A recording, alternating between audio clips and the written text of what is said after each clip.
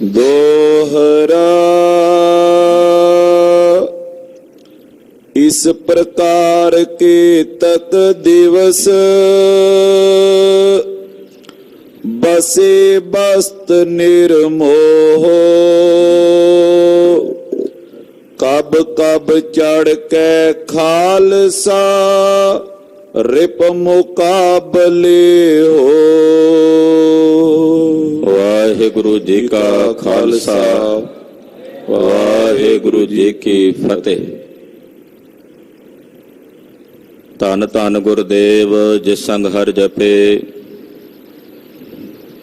गुर कृपाल जपे ताव गुण सब छपे।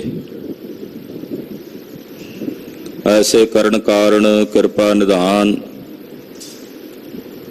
भगत वत्सल अनाथ नाथ जगत गुरु।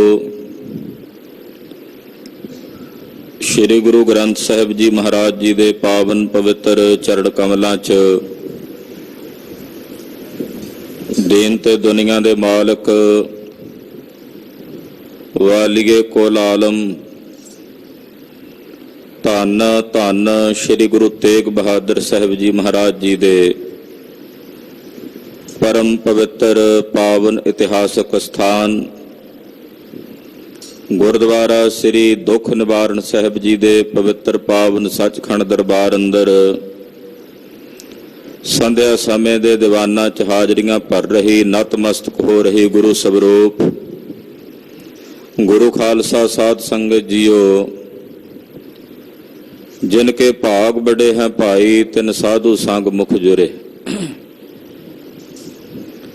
वड्या भागां वाले हो नेता प्रति गुरु पातशाह दे चरनां च हाजरियां भर के साहिबे कमाल पंथ दे वाली चिट्टियां बाजां वाले शमशेरे बहादुर दे गुर तेग के धनी सतगुरु श्री गुरु गोबिंद सिंह साहिब जी महाराज जी दे इतिहास की चल रही लड़ीवार कथा बहुत ही अदब सत्कार ते शरधा सहित आप जी सरवण कर रहे।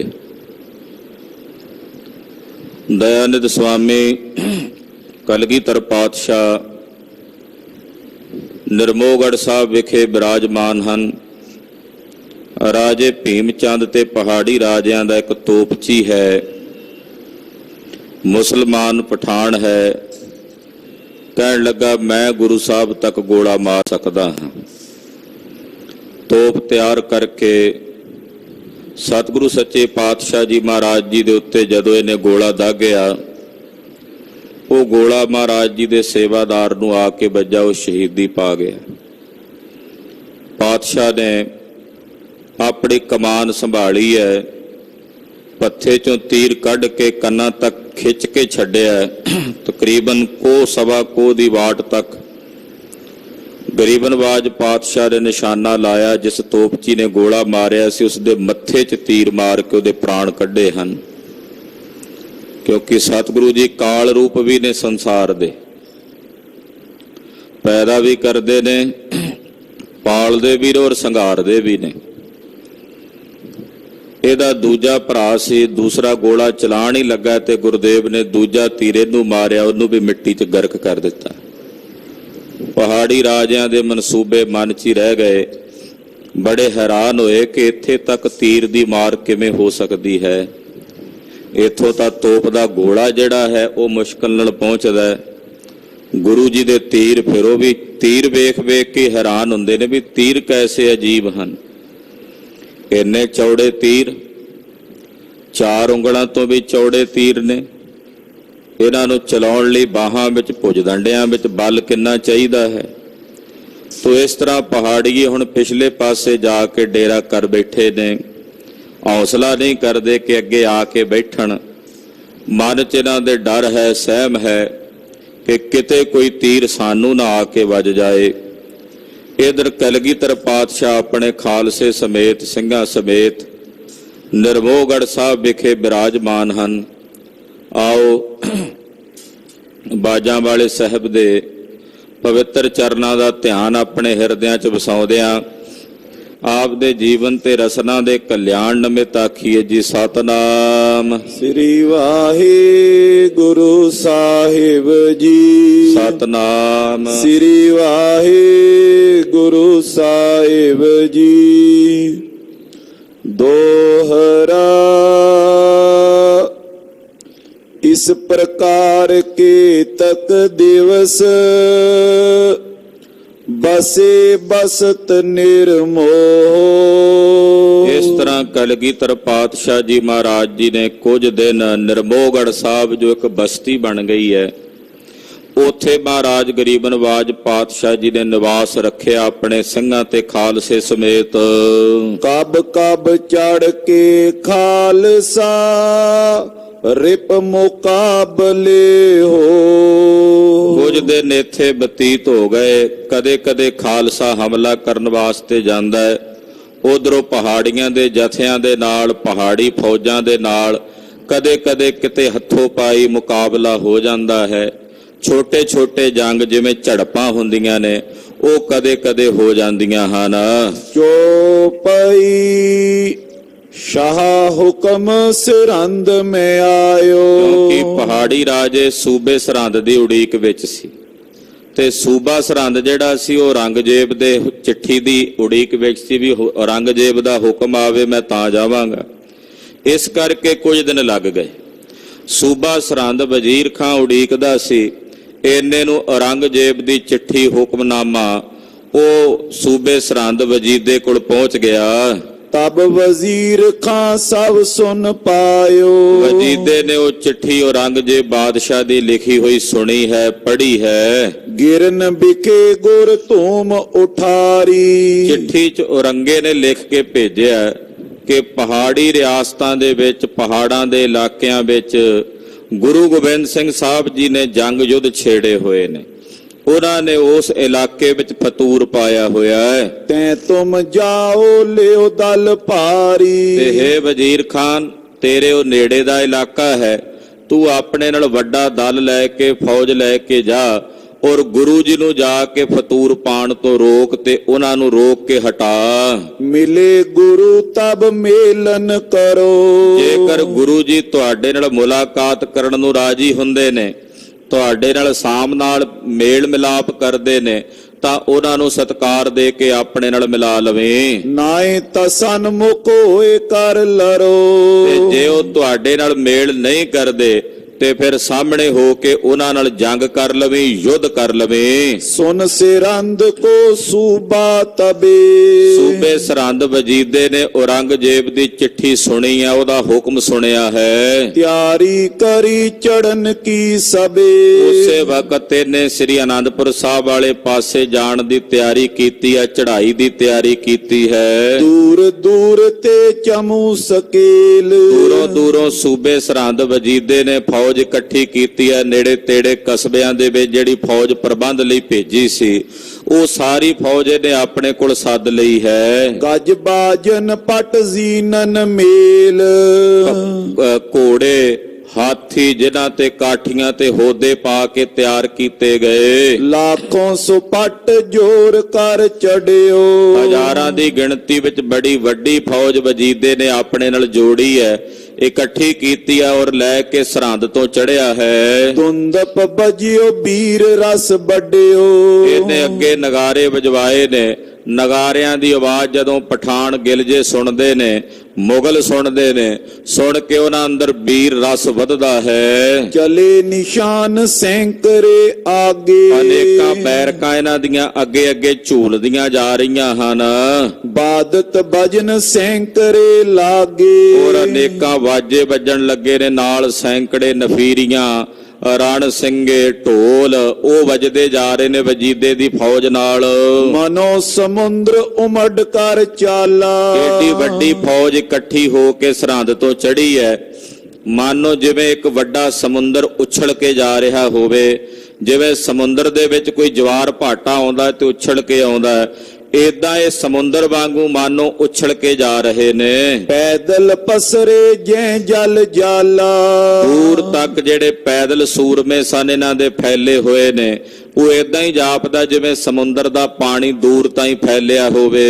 ਨਕਰ ਮਤੰਗ ਮੱਛ ਵੱਡ ਘੋਰੇ। ਔਰ ਜਿਹੜੇ ਇਹਨਾਂ ਦੇ ਘੋੜੇ ਨੇ ਜਾਂ ਹਾਥੀ ਨੇ, ਉਹ ਏਦਾਂ ਜਾਪਦਾ ਜਿਵੇਂ ਇਸ ਪਾਣੀ ਦੇ ਵਿੱਚ ਕੋਈ ਨਕਰ ਹੋਣ, ਮਗਰਮੱਛ ਫਿਰਦੇ ਹੋਣ।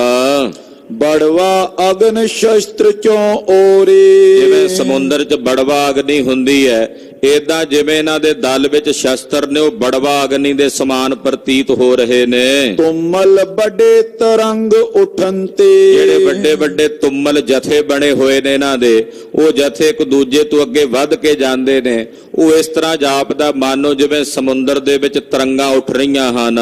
ਬਾਦ ਨਾਦ ਵੱਡ ਜਿਉਂ ਗਰਜੰਤੇ। ਔਰ ਜਿਹੜੇ ਸਾਜ਼ ਵੱਜਦੇ ਨੇ, ਨਗਾਰੇ ਵੱਜਦੇ ਨੇ, ਉਹਨਾਂ ਨਗਾਰਿਆਂ ਤੇ ਸਾਜ਼ਾਂ ਦੀ ਆਵਾਜ਼ ਤੋਂ ਏਦਾਂ ਪ੍ਰਤੀਤ ਹੁੰਦਾ ਹੈ ਮਾਨੋ ਜਿਵੇਂ ਉਹ ਸਮੁੰਦਰ ਦੇ ਉਫਾਨ ਦੀ ਆਵਾਜ਼ ਦੇ ਸਮਾਨ ਹੋਣ। ਕਰਤ ਮੱਜਲ ਪਰ ਮੱਜਲ ਸਿਧਾਏ। ਏਦਾਂ ਏਡਾ ਵੱਡਾ ਦਲ ਲੈ ਕੇ ਵਜੀਦਾ ਸਰਹੰਦ ਤੋਂ ਮੱਜਲ ਕਰਦਾ ਹੋਇਆ, ਪੜਾਅ ਦਰ ਪੜਾਅ ਚੱਲਦਾ ਹੋਇਆ ਆਨੰਦਪੁਰ ਸਾਹਿਬ ਵੱਲ ਵਧਿਆ ਹੈ। ਰੋਪੜ ਵਿਖੇ ਤਬੇ ਚੱਲ ਆਏ। ਇਹ ਰੂਪਨਗਰ ਰੋਪੜ ਉੱਥੇ ਚੱਲ ਕੇ ਆਇਆ, ਪਹੁੰਚਿਆ। ਖਬਰ ਗਈ ਗਿਰਪਤ ਕੇ ਪਾਸੀ। ਉਧਰ ਪਹਾੜੀ ਰਾਜਿਆਂ ਦੇ ਕੋਲ ਖਬਰ ਪਹੁੰਚੀ ਵੀ ਤੁਹਾਡੀ ਮਦਦ ਵਾਸਤੇ ਵਜ਼ੀਰ ਖਾਨ ਫੌਜ ਲੈ ਕੇ ਆ ਰਿਹਾ ਸੂਬਾ ਸਰਹੰਦ। ਪਹਾੜੀ ਰਾਜਿਆਂ ਦੇ ਕੋਲ ਵਜੀਦੇ ਦੇ ਆਉਣ ਦੀ ਖਬਰ ਤੇ ਸੁਨੇਹਾ ਪਹੁੰਚ ਗਿਆ। ਕਲਗੀ ਤਰਪੀ ਸੁਨ ਦਲ ਰਾਸੀ। ਉਧਰ ਕਲਗੀਧਰ ਪਾਤਸ਼ਾਹ ਜੀ ਮਹਾਰਾਜ ਜੀ ਕੋਲ ਵੀ ਸੁਨੇਹਾ ਪਹੁੰਚ ਗਿਆ ਕਿ ਵਜੀਦੇ ਦਾ ਬੜਾ ਵੱਡਾ ਦਲ ਪਹਾੜੀ ਰਾਜਿਆਂ ਦੀ ਮਦਦ ਵਾਸਤੇ ਔਰ ਸਾਡੇ ਨਾਲ ਲੜਨ ਵਾਸਤੇ ਆ ਪਹੁੰਚਿਆ, ਰੋਪੜ ਆ ਗਏ ਨੇ। ਉੱਥੇ ਉਹਨਾਂ ਨੇ ਪੜਾਅ ਕੀਤਾ ਹੋਇਆ ਹੈ। ਰਣ ਵੱਡ ਕੀ ਤਿਆਰੀ ਬੋਕੀਨ। ਉਹਨਾਂ ਨੇ ਜੰਗ ਦੀ ਤਿਆਰੀ ਕੀਤੀ ਹੋਈ। ਅੱਗੋਂ ਕਲਗੀਧਰ ਜੀ ਨੇ ਵੀ ਹੁਕਮ ਕੀਤਾ, ਖਾਲਸਾ ਜੀ ਕਈ ਦਿਨਾਂ ਦੇ ਕਹਿੰਦੇ ਸੀ ਜੰਗ ਕਰਨਾ, ਹੁਣ ਰੀਝਾਂ ਲਾ ਲਿਓ ਆਪਣੀਆਂ। ਹੁਣ ਆਪਣੀਆਂ ਜਿਹੜੀਆਂ ਰੀਝਾਂ ਨੇ, ਸ਼ੌਂਕ ਨੇ, ਉਹ ਪੂਰੇ ਕਰ ਲਿਓ। ਹੁਣ ਜੰਗ ਹੋਵੇਗਾ ਗਹਿ ਗੱਚ ਘਮਾਸਾਨ। ਗੁਲਕਾਂ ਅਰ ਬਰੂਦ ਸੋਲੀਨ।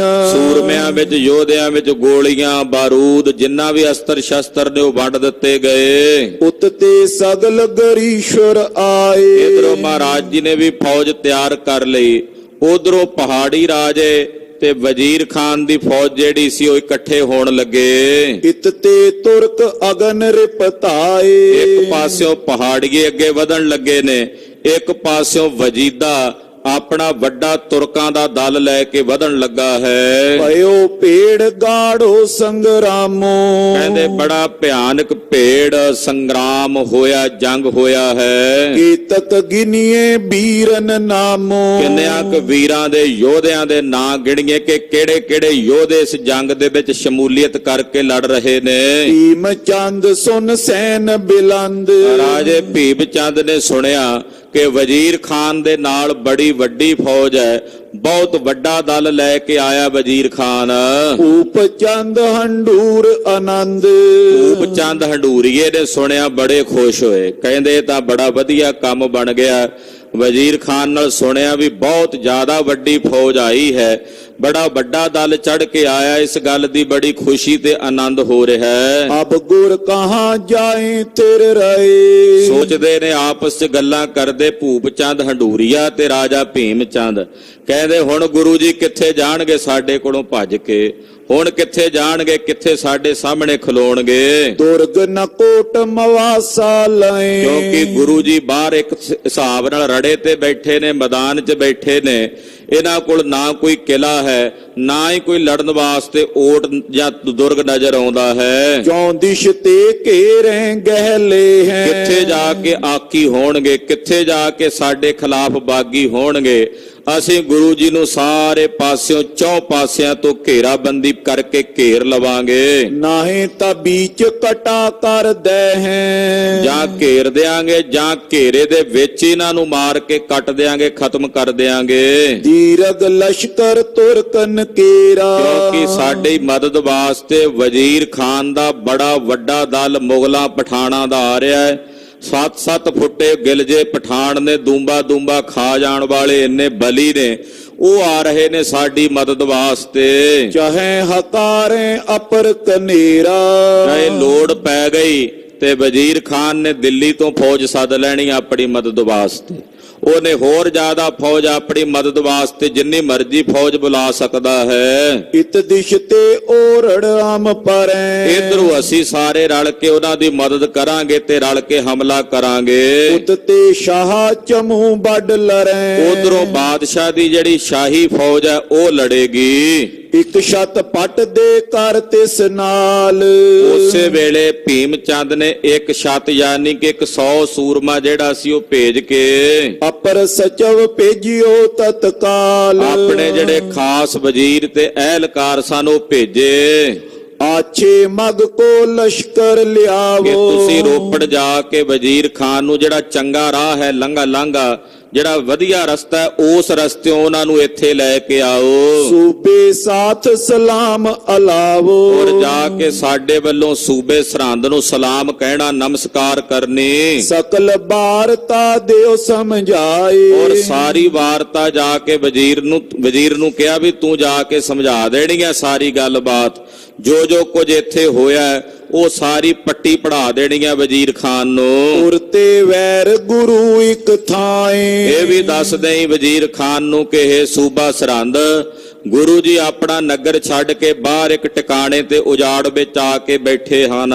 ਗਹਿਨ ਸੁਖੇਨ ਤਾਏ ਕੋ ਜਾਨੋ, ਉਹਨਾਂ ਨੂੰ ਪਕੜਨਾ ਬਹੁਤ ਸੌਖਾ ਹੋਵੇਗਾ। ਜਿੱਥੇ ਉਹ ਬੈਠੇ ਨੇ ਉੱਥੇ ਪਕੜਨਾ ਤੇ ਮਾਰਨਾ ਸਾਡੇ ਲਈ ਸੌਖਾ ਹੋਵੇਗਾ, ਲਰਬੇ ਯਤਨ ਬੜੋ ਨੇ ਠਾਨੋ, ਕਿਉਂਕਿ ਉੱਥੇ ਸਾਨੂੰ ਲੜਨਾ ਨਹੀਂ ਪੈਣਾ। ਵਜ਼ੀਰ ਖਾਨ ਨੂੰ ਕਿਹੋ ਜੀ ਤੁਹਾਨੂੰ ਲੜਨਾ ਨਹੀਂ ਪੈਣਾ ਬਹੁਤਾ, ਬਸ ਤੁਸੀਂ ਜਾਣਾ ਤੇ ਜਾ ਕੇ ਗੁਰੂ ਜੀ ਨੂੰ ਫੜ ਲੈਣਾ।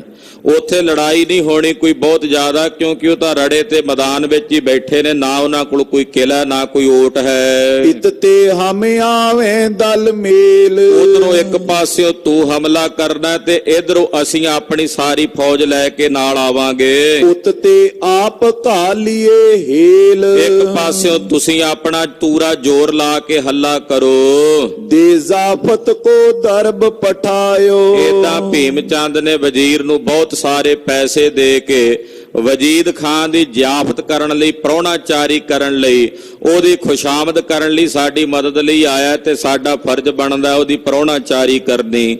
ਇਹਨਾਂ ਨੇ ਜ਼ਿਆਫਤ ਵਾਸਤੇ ਬਹੁਤ ਕੁਝ ਭੇਜਿਆ, ਵਜੀਦੇ ਵਾਸਤੇ 100 ਸੂਰਮਾ ਭੇਜਿਆ ਉਹਦੇ ਸਵਾਗਤ ਲਈ। ਤੂਰਨ ਸਚਿਵ ਤੁਰਕ ਪੈ ਆਇਓ, ਰਾਜੇ ਭੀਮ ਚੰਦ ਦਾ ਇੱਕ ਵੱਡਾ ਸਿਆਣਾ ਵਜ਼ੀਰ ਹੋਰ ਕੁਝ ਸਿਆਣੇ ਸਲਾਹਕਾਰਾਂ ਨੂੰ ਨਾਲ ਲੈ ਕੇ 100 ਸੂਰਮਾ ਆਪਣੇ ਨਾਲ ਲੈ ਕੇ ਰੋਪੜ ਆਇਆ ਵਜ਼ੀਰ ਖਾਨ ਨੂੰ ਅੱਗੇ ਲੈਣ ਲਈ। ਘਾਤ ਅਨੇਕ ਬਤਾਵਤ ਲਿਆਏ, ਔਰ ਕਈ ਤਰ੍ਹਾਂ ਦੇ ਦਾਅ ਦੱਸ ਕੇ, ਕਈ ਤਰ੍ਹਾਂ ਦੇ ਘਾਤ ਦੱਸ ਕੇ ਵੀ ਆਪਾਂ ਏਦਾਂ ਕਰਨਾ ਜੀ, ਏਦਾਂ ਕਰਨਾ, ਇਦੋਂ ਨੂੰ ਲੰਘ ਕੇ ਜਾਣਾ, ਇਸ ਤਰ੍ਹਾਂ ਹਮਲਾ ਕਰਨਾ, ਏਦਾਂ ਕਈ ਤਰ੍ਹਾਂ ਦੇ ਘਾਤ ਦੱਸ ਕੇ ਵਜੀਦ ਖਾਨ ਨੂੰ ਲੈ ਕੇ ਆਇਆ।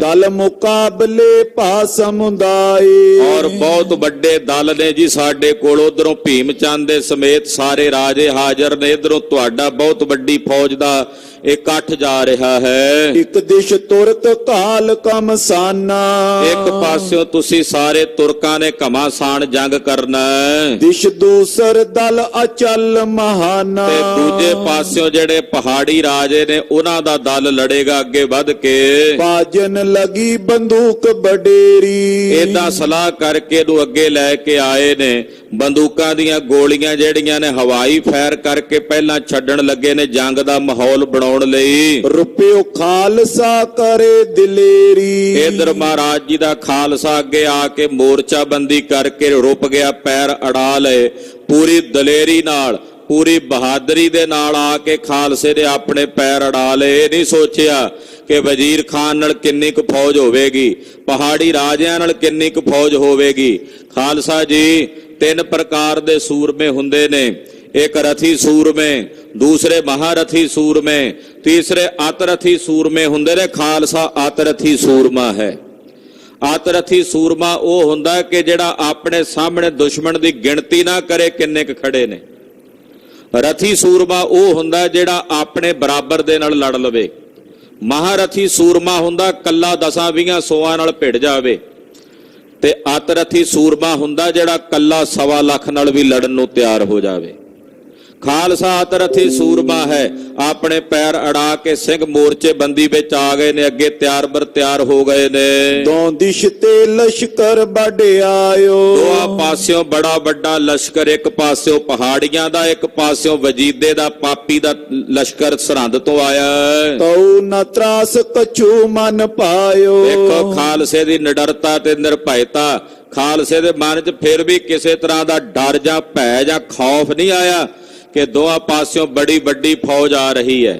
ਖਾਲਸਾ ਫਿਰ ਵੀ ਨਿਰਭੈਤਾ ਤੇ ਨਿਡਰਤਾ ਦੇ ਨਾਲ ਲੜਨ ਦੀ ਤਿਆਰੀ ਕਰਕੇ ਬੈਠਾ ਹੈ। ਮ੍ਰਿਗ ਚੁੰਡਨ ਮੈਂ ਕੇ ਹਰ ਮੱਤੇ। ਕਦੇ ਹਿਰਨਾਂ ਦੀਆਂ ਸੈਂਕੜੇ ਡਾਰਾਂ ਦੇ ਵਿੱਚ ਸ਼ੇਰ ਵੀ ਡਰੇ ਨੇ, ਕਦੇ ਸ਼ੇਰ ਹਿਰਨਾਂ ਦੀਆਂ ਡਾਰਾਂ 'ਚ ਡਰਦਾ। ਏਦਾਂ ਗੁਰੂ ਖਾਲਸਾ ਜੀ ਮਹਾਰਾਜ ਜੀ ਦੇ ਸਿੰਘ ਬੱਬਰ ਸ਼ੇਰ ਵਾਂਗੂ ਬੜੇ ਨਿਡਰ ਹੋ ਕੇ ਇਹਨਾਂ ਦਾ ਮੁਕਾਬਲਾ ਕਰਨ ਲਈ ਖੜੇ ਨੇ। ਉਹਨਾਂ ਨੂੰ ਆਉਂਦੇ ਹੋਏ ਸਾਹਮਣੇ ਜਿਹੜੇ ਦੋਵੇਂ ਦਲ ਨੇ ਉਹ ਹਿਰਨਾਂ ਦੀਆਂ ਡਾਰਾਂ ਵਾਂਗੂ ਹੀ ਪ੍ਰਤੀਤ ਹੁੰਦੇ ਨੇ। ਨਿਰਪੈ ਤਥਾ ਰਸ ਵੀਰ ਸੁਰਤੇ। ਨਿਰਭੈ ਹੋ ਕੇ ਵੀਰ ਰਸ ਦੇ ਰੰਗ ਦੇ ਵਿੱਚ ਖਾਲਸਾ ਰੱਤਿਆ ਹੋਇਆ। ਭੌਹਾਂ ਚੜੀਆਂ ਹੋਈਆਂ ਸਿੰਘਾਂ ਦੇ ਵੀਰ ਰਸ ਕਹਿੰਦੇ ਮਾਨੋ ਵੀਰ ਰਸ ਖਾਲਸੇ ਦੇ ਰੂਪ ਦੇ ਵਿੱਚ ਧਰਤੀ ਤੇ ਪ੍ਰਗਟ ਹੋ ਰਿਹਾ ਹੈ। ਸੰਗਤ ਦੀਪ ਮਾਲ ਕੇ ਮੇਲੇ। ਉਧਰ ਸੰਗਤਾਂ ਦੀਪਮਾਲਾ ਦਾ ਜੋੜ ਮੇਲਾ ਆ ਰਿਹਾ ਸੀ ਤੇ ਦੀਪਮਾਲਾ ਦਾ ਜਿਹੜਾ ਜੋੜ ਮੇਲਾ ਹੈ, ਹਿਤ ਦਰਸ਼ਨ ਕੇ ਭਾਈ ਸਕੇਲੇ। ਦਰਸ਼ਨਾਂ ਵਾਸਤੇ ਆਨੰਦਪੁਰ ਸਾਹਿਬ ਸੰਗਤਾਂ ਆ ਕੇ ਇਕੱਠੀਆਂ ਹੋਈਆਂ। ਤਿਨ ਮੋਹ ਤੇ ਸੋ ਆਯੁਧ ਧਾਰੀ। ਜਿਹੜੀ ਦੀਪਮਾਲਾ ਦੇ ਮੇਲੇ ਤੇ ਸੰਗਤ ਆਈ ਸੀ ਆਨੰਦਪੁਰ ਸਾਹਿਬ, ਉਹਨਾਂ ਨੂੰ ਪਤਾ ਲੱਗਾ ਕਿ ਗੁਰੂ ਸਾਹਿਬ ਨਿਰਮੋਹਗੜ੍ਹ ਫੌਜਾਂ ਲੈ ਕੇ ਗਏ ਨੇ, ਉੱਥੇ ਲੜਾਈ ਹੋਣ ਵਾਲੀ ਹੈ।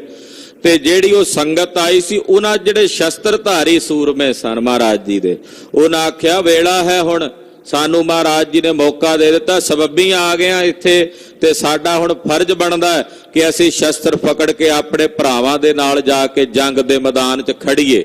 ਉਹ ਸੂਰਮੇ ਵੀ ਜਿਹੜੇ ਸੰਗਤ ਵਿੱਚ ਆਏ ਹੋਏ ਸੀ ਨਾ ਦੀਪਮਾਲਾ ਦਾ ਮੇਲਾ ਮਨਾਉਣ ਵਾਸਤੇ, ਉਹ ਵੀ ਹੁਣ ਉੱਥੇ ਪਹੁੰਚਣ ਲੱਗੇ ਸ਼ਸਤਰ ਧਾਰਨ ਕਰਕੇ।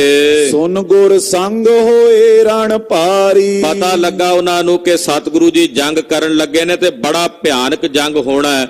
ਸੂਬਾ ਸਰਹੰਦ ਤੇ ਪਹਾੜੀ ਰਾਜੇ ਇਕੱਠੇ ਹੋ ਕੇ ਲੜਨ ਆਏ ਹਨ। ਦਰਸ਼ਨ ਪਰਸਤ ਪਾਵਨ ਹੋਏ। ਤੇ ਕਹਿੰਦੇ ਨਾਲੇ ਦਰਸ਼ਨ ਕਰਾਂਗੇ, ਸਤਿਗੁਰਾਂ ਦੇ ਪਵਿੱਤਰ ਹੋਵਾਂਗੇ ਦਰਸ਼ਨ ਕਰਕੇ। ਹਾਥ ਜੋਰ ਸੋ ਅਗਰ ਖਰੋਏ। ਉਹ ਆ ਗਏ ਸਿੰਘ ਸਾਰੇ ਆਨੰਦਪੁਰ ਸਾਹਿਬ ਤੋਂ ਨਿਰਮੋਹਗੜ੍ਹ ਕੋਈ ਜ਼ਿਆਦਾ ਦੂਰ ਨਹੀਂ ਹੈ, ਉੱਥੇ ਤੱਕ ਆ ਪਹੁੰਚੇ ਹਨ ਕਿਸੇ ਤਰੀਕੇ। ਮਹਾਰਾਜ ਜੀ ਦੇ ਜਾ ਕੇ ਦਰਸ਼ਨ ਕੀਤੇ, ਸਨਮੁਖ ਖਲੋ ਕੇ ਮਹਾਰਾਜ ਜੀ ਨੂੰ ਇਹਨਾਂ ਸਿੰਘਾਂ ਨੇ ਪ੍ਰਣਾਮ ਕੀਤੀ। ਸ਼੍ਰੀ ਪ੍ਰਭ ਪਿਖ ਕਰ ਕੇ ਸੰਗਰਾਮੋ। ਮਹਾਰਾਜ ਸੱਚੇ ਪਾਤਸ਼ਾਹ ਜੀ ਨੂੰ ਬੇਨਤੀ ਕਰਦਿਆਂ ਕਹਿਣ ਲੱਗੇ, ਮਹਾਰਾਜ ਅਸੀਂ ਸੰਗਰਾਮ ਜਾਣ ਕੇ ਵੀ ਜੰਗ ਹੋਣ ਲੱਗਾ। ਗਮਨੇ ਬੋਰ ਆਪਣੇ ਧਾਮੋ। ਮਹਾਰਾਜ ਸੱਚੇ ਪਾਤਸ਼ਾਹ ਜੀ ਅਸੀਂ ਇੱਥੇ ਚੱਲ ਕੇ ਆਏ ਹਾਂ। ਜਿਹੜੀਆਂ ਸੰਗਤਾਂ ਸਨ ਆਮ, ਉਹਨਾਂ ਨੂੰ ਮਹਾਰਾਜ ਜੀ ਨੇ ਵਿਦਾ ਕਰ ਦਿੱਤਾ। ਆਖਿਆ ਭਾਈ ਤੁਸੀਂ ਜਾਓ ਹੁਣ ਵਾਪਸ, ਕਿਉਂਕਿ ਸੰਗਤ ਦਾ ਕੋਈ ਨੁਕਸਾਨ ਨਾ ਹੋਵੇ। ਜਿਹੜੇ ਸ਼ਸਤਰਧਾਰੀ ਸੂਰਮੇ ਨੇ ਉਹੀ ਇੱਥੇ ਸਾਡੇ ਕੋਲ ਰਹਿਣਗੇ। ਤੁਰਕਨ ਲਸ਼ਕਰ ਆਵਤ ਸੁਨਿਓ। ਸਿੰਘ ਕਹਿਣ ਲੱਗੇ ਮਹਾਰਾਜ ਇਹ ਤੁਰਕਾਂ ਦਾ ਜਿਹੜਾ ਲਸ਼ਕਰ ਹੈ ਉਹ ਅਸੀਂ ਆਉਂਦਾ ਸੁਣਿਆ ਹੈ। ਕਲਗੀ ਤਰ ਪ੍ਰਸੰਨ ਹੋਏ ਭੰਨਿਓ। ਇਹਨਾਂ ਨਾਲ ਲੜ ਕੇ ਜੰਗ ਕਰਕੇ ਹੁਣ ਅਸੀਂ ਮਹਾਰਾਜ ਜੀ ਘਰਾਂ ਨੂੰ ਵਾਪਸ ਮੁੜਾਂਗੇ।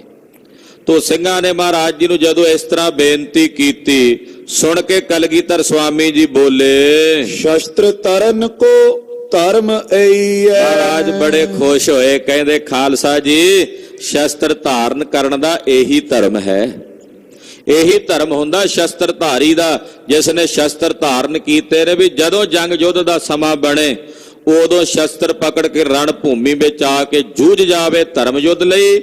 ਇਹ ਸ਼ਸਤਰ ਧਾਰੀ ਦਾ ਧਰਮ ਹੈ, ਸ਼ਸਤਰ ਧਾਰੀ ਦਾ ਕਰਤੱਵ ਹੈ। ਰਿਪਨ ਹਤਨ ਤਿਨ ਔਰ ਨਹੀਂ ਹੈ। ਕਹਿੰਦੇ ਦੁਸ਼ਮਣਾਂ ਨੂੰ ਮਾਰਨਾ ਰਣ ਭੂਮੀ ਵਿੱਚ ਇਹੀ ਸ਼ਸਤਰ ਧਾਰੀ ਦਾ ਕਰਤੱਵ ਹੈ, ਪ੍ਰਣ ਹੈ। ਗੁਰ ਕਰਤੇ ਸਭ ਕਿਛ ਵਰ ਪਾਵੋ। ਕਹਿੰਦੇ ਜਦੋਂ ਖਾਲਸਾ ਜੀ ਤੁਸੀਂ ਜੰਗ ਦੇ ਮੈਦਾਨ 'ਚ ਲੜੋਗੇ, ਦੁਸ਼ਮਣਾਂ ਨੂੰ ਰਣ ਭੂਮੀ 'ਚ ਮਾਰ ਕੇ ਧਰਮ ਯੁੱਧ ਕਰੋਗੇ, ਗੁਰੂ ਘਰ ਤੋਂ ਤੁਹਾਨੂੰ ਸਭ ਕੁਝ ਪ੍ਰਾਪਤ ਹੋਵੇਗਾ। ਗੁਰੂ ਘਰ ਵਿੱਚੋਂ ਤੁਹਾਨੂੰ ਸਭ ਕੁਝ ਹਾਸਲ ਹੋਵੇਗਾ।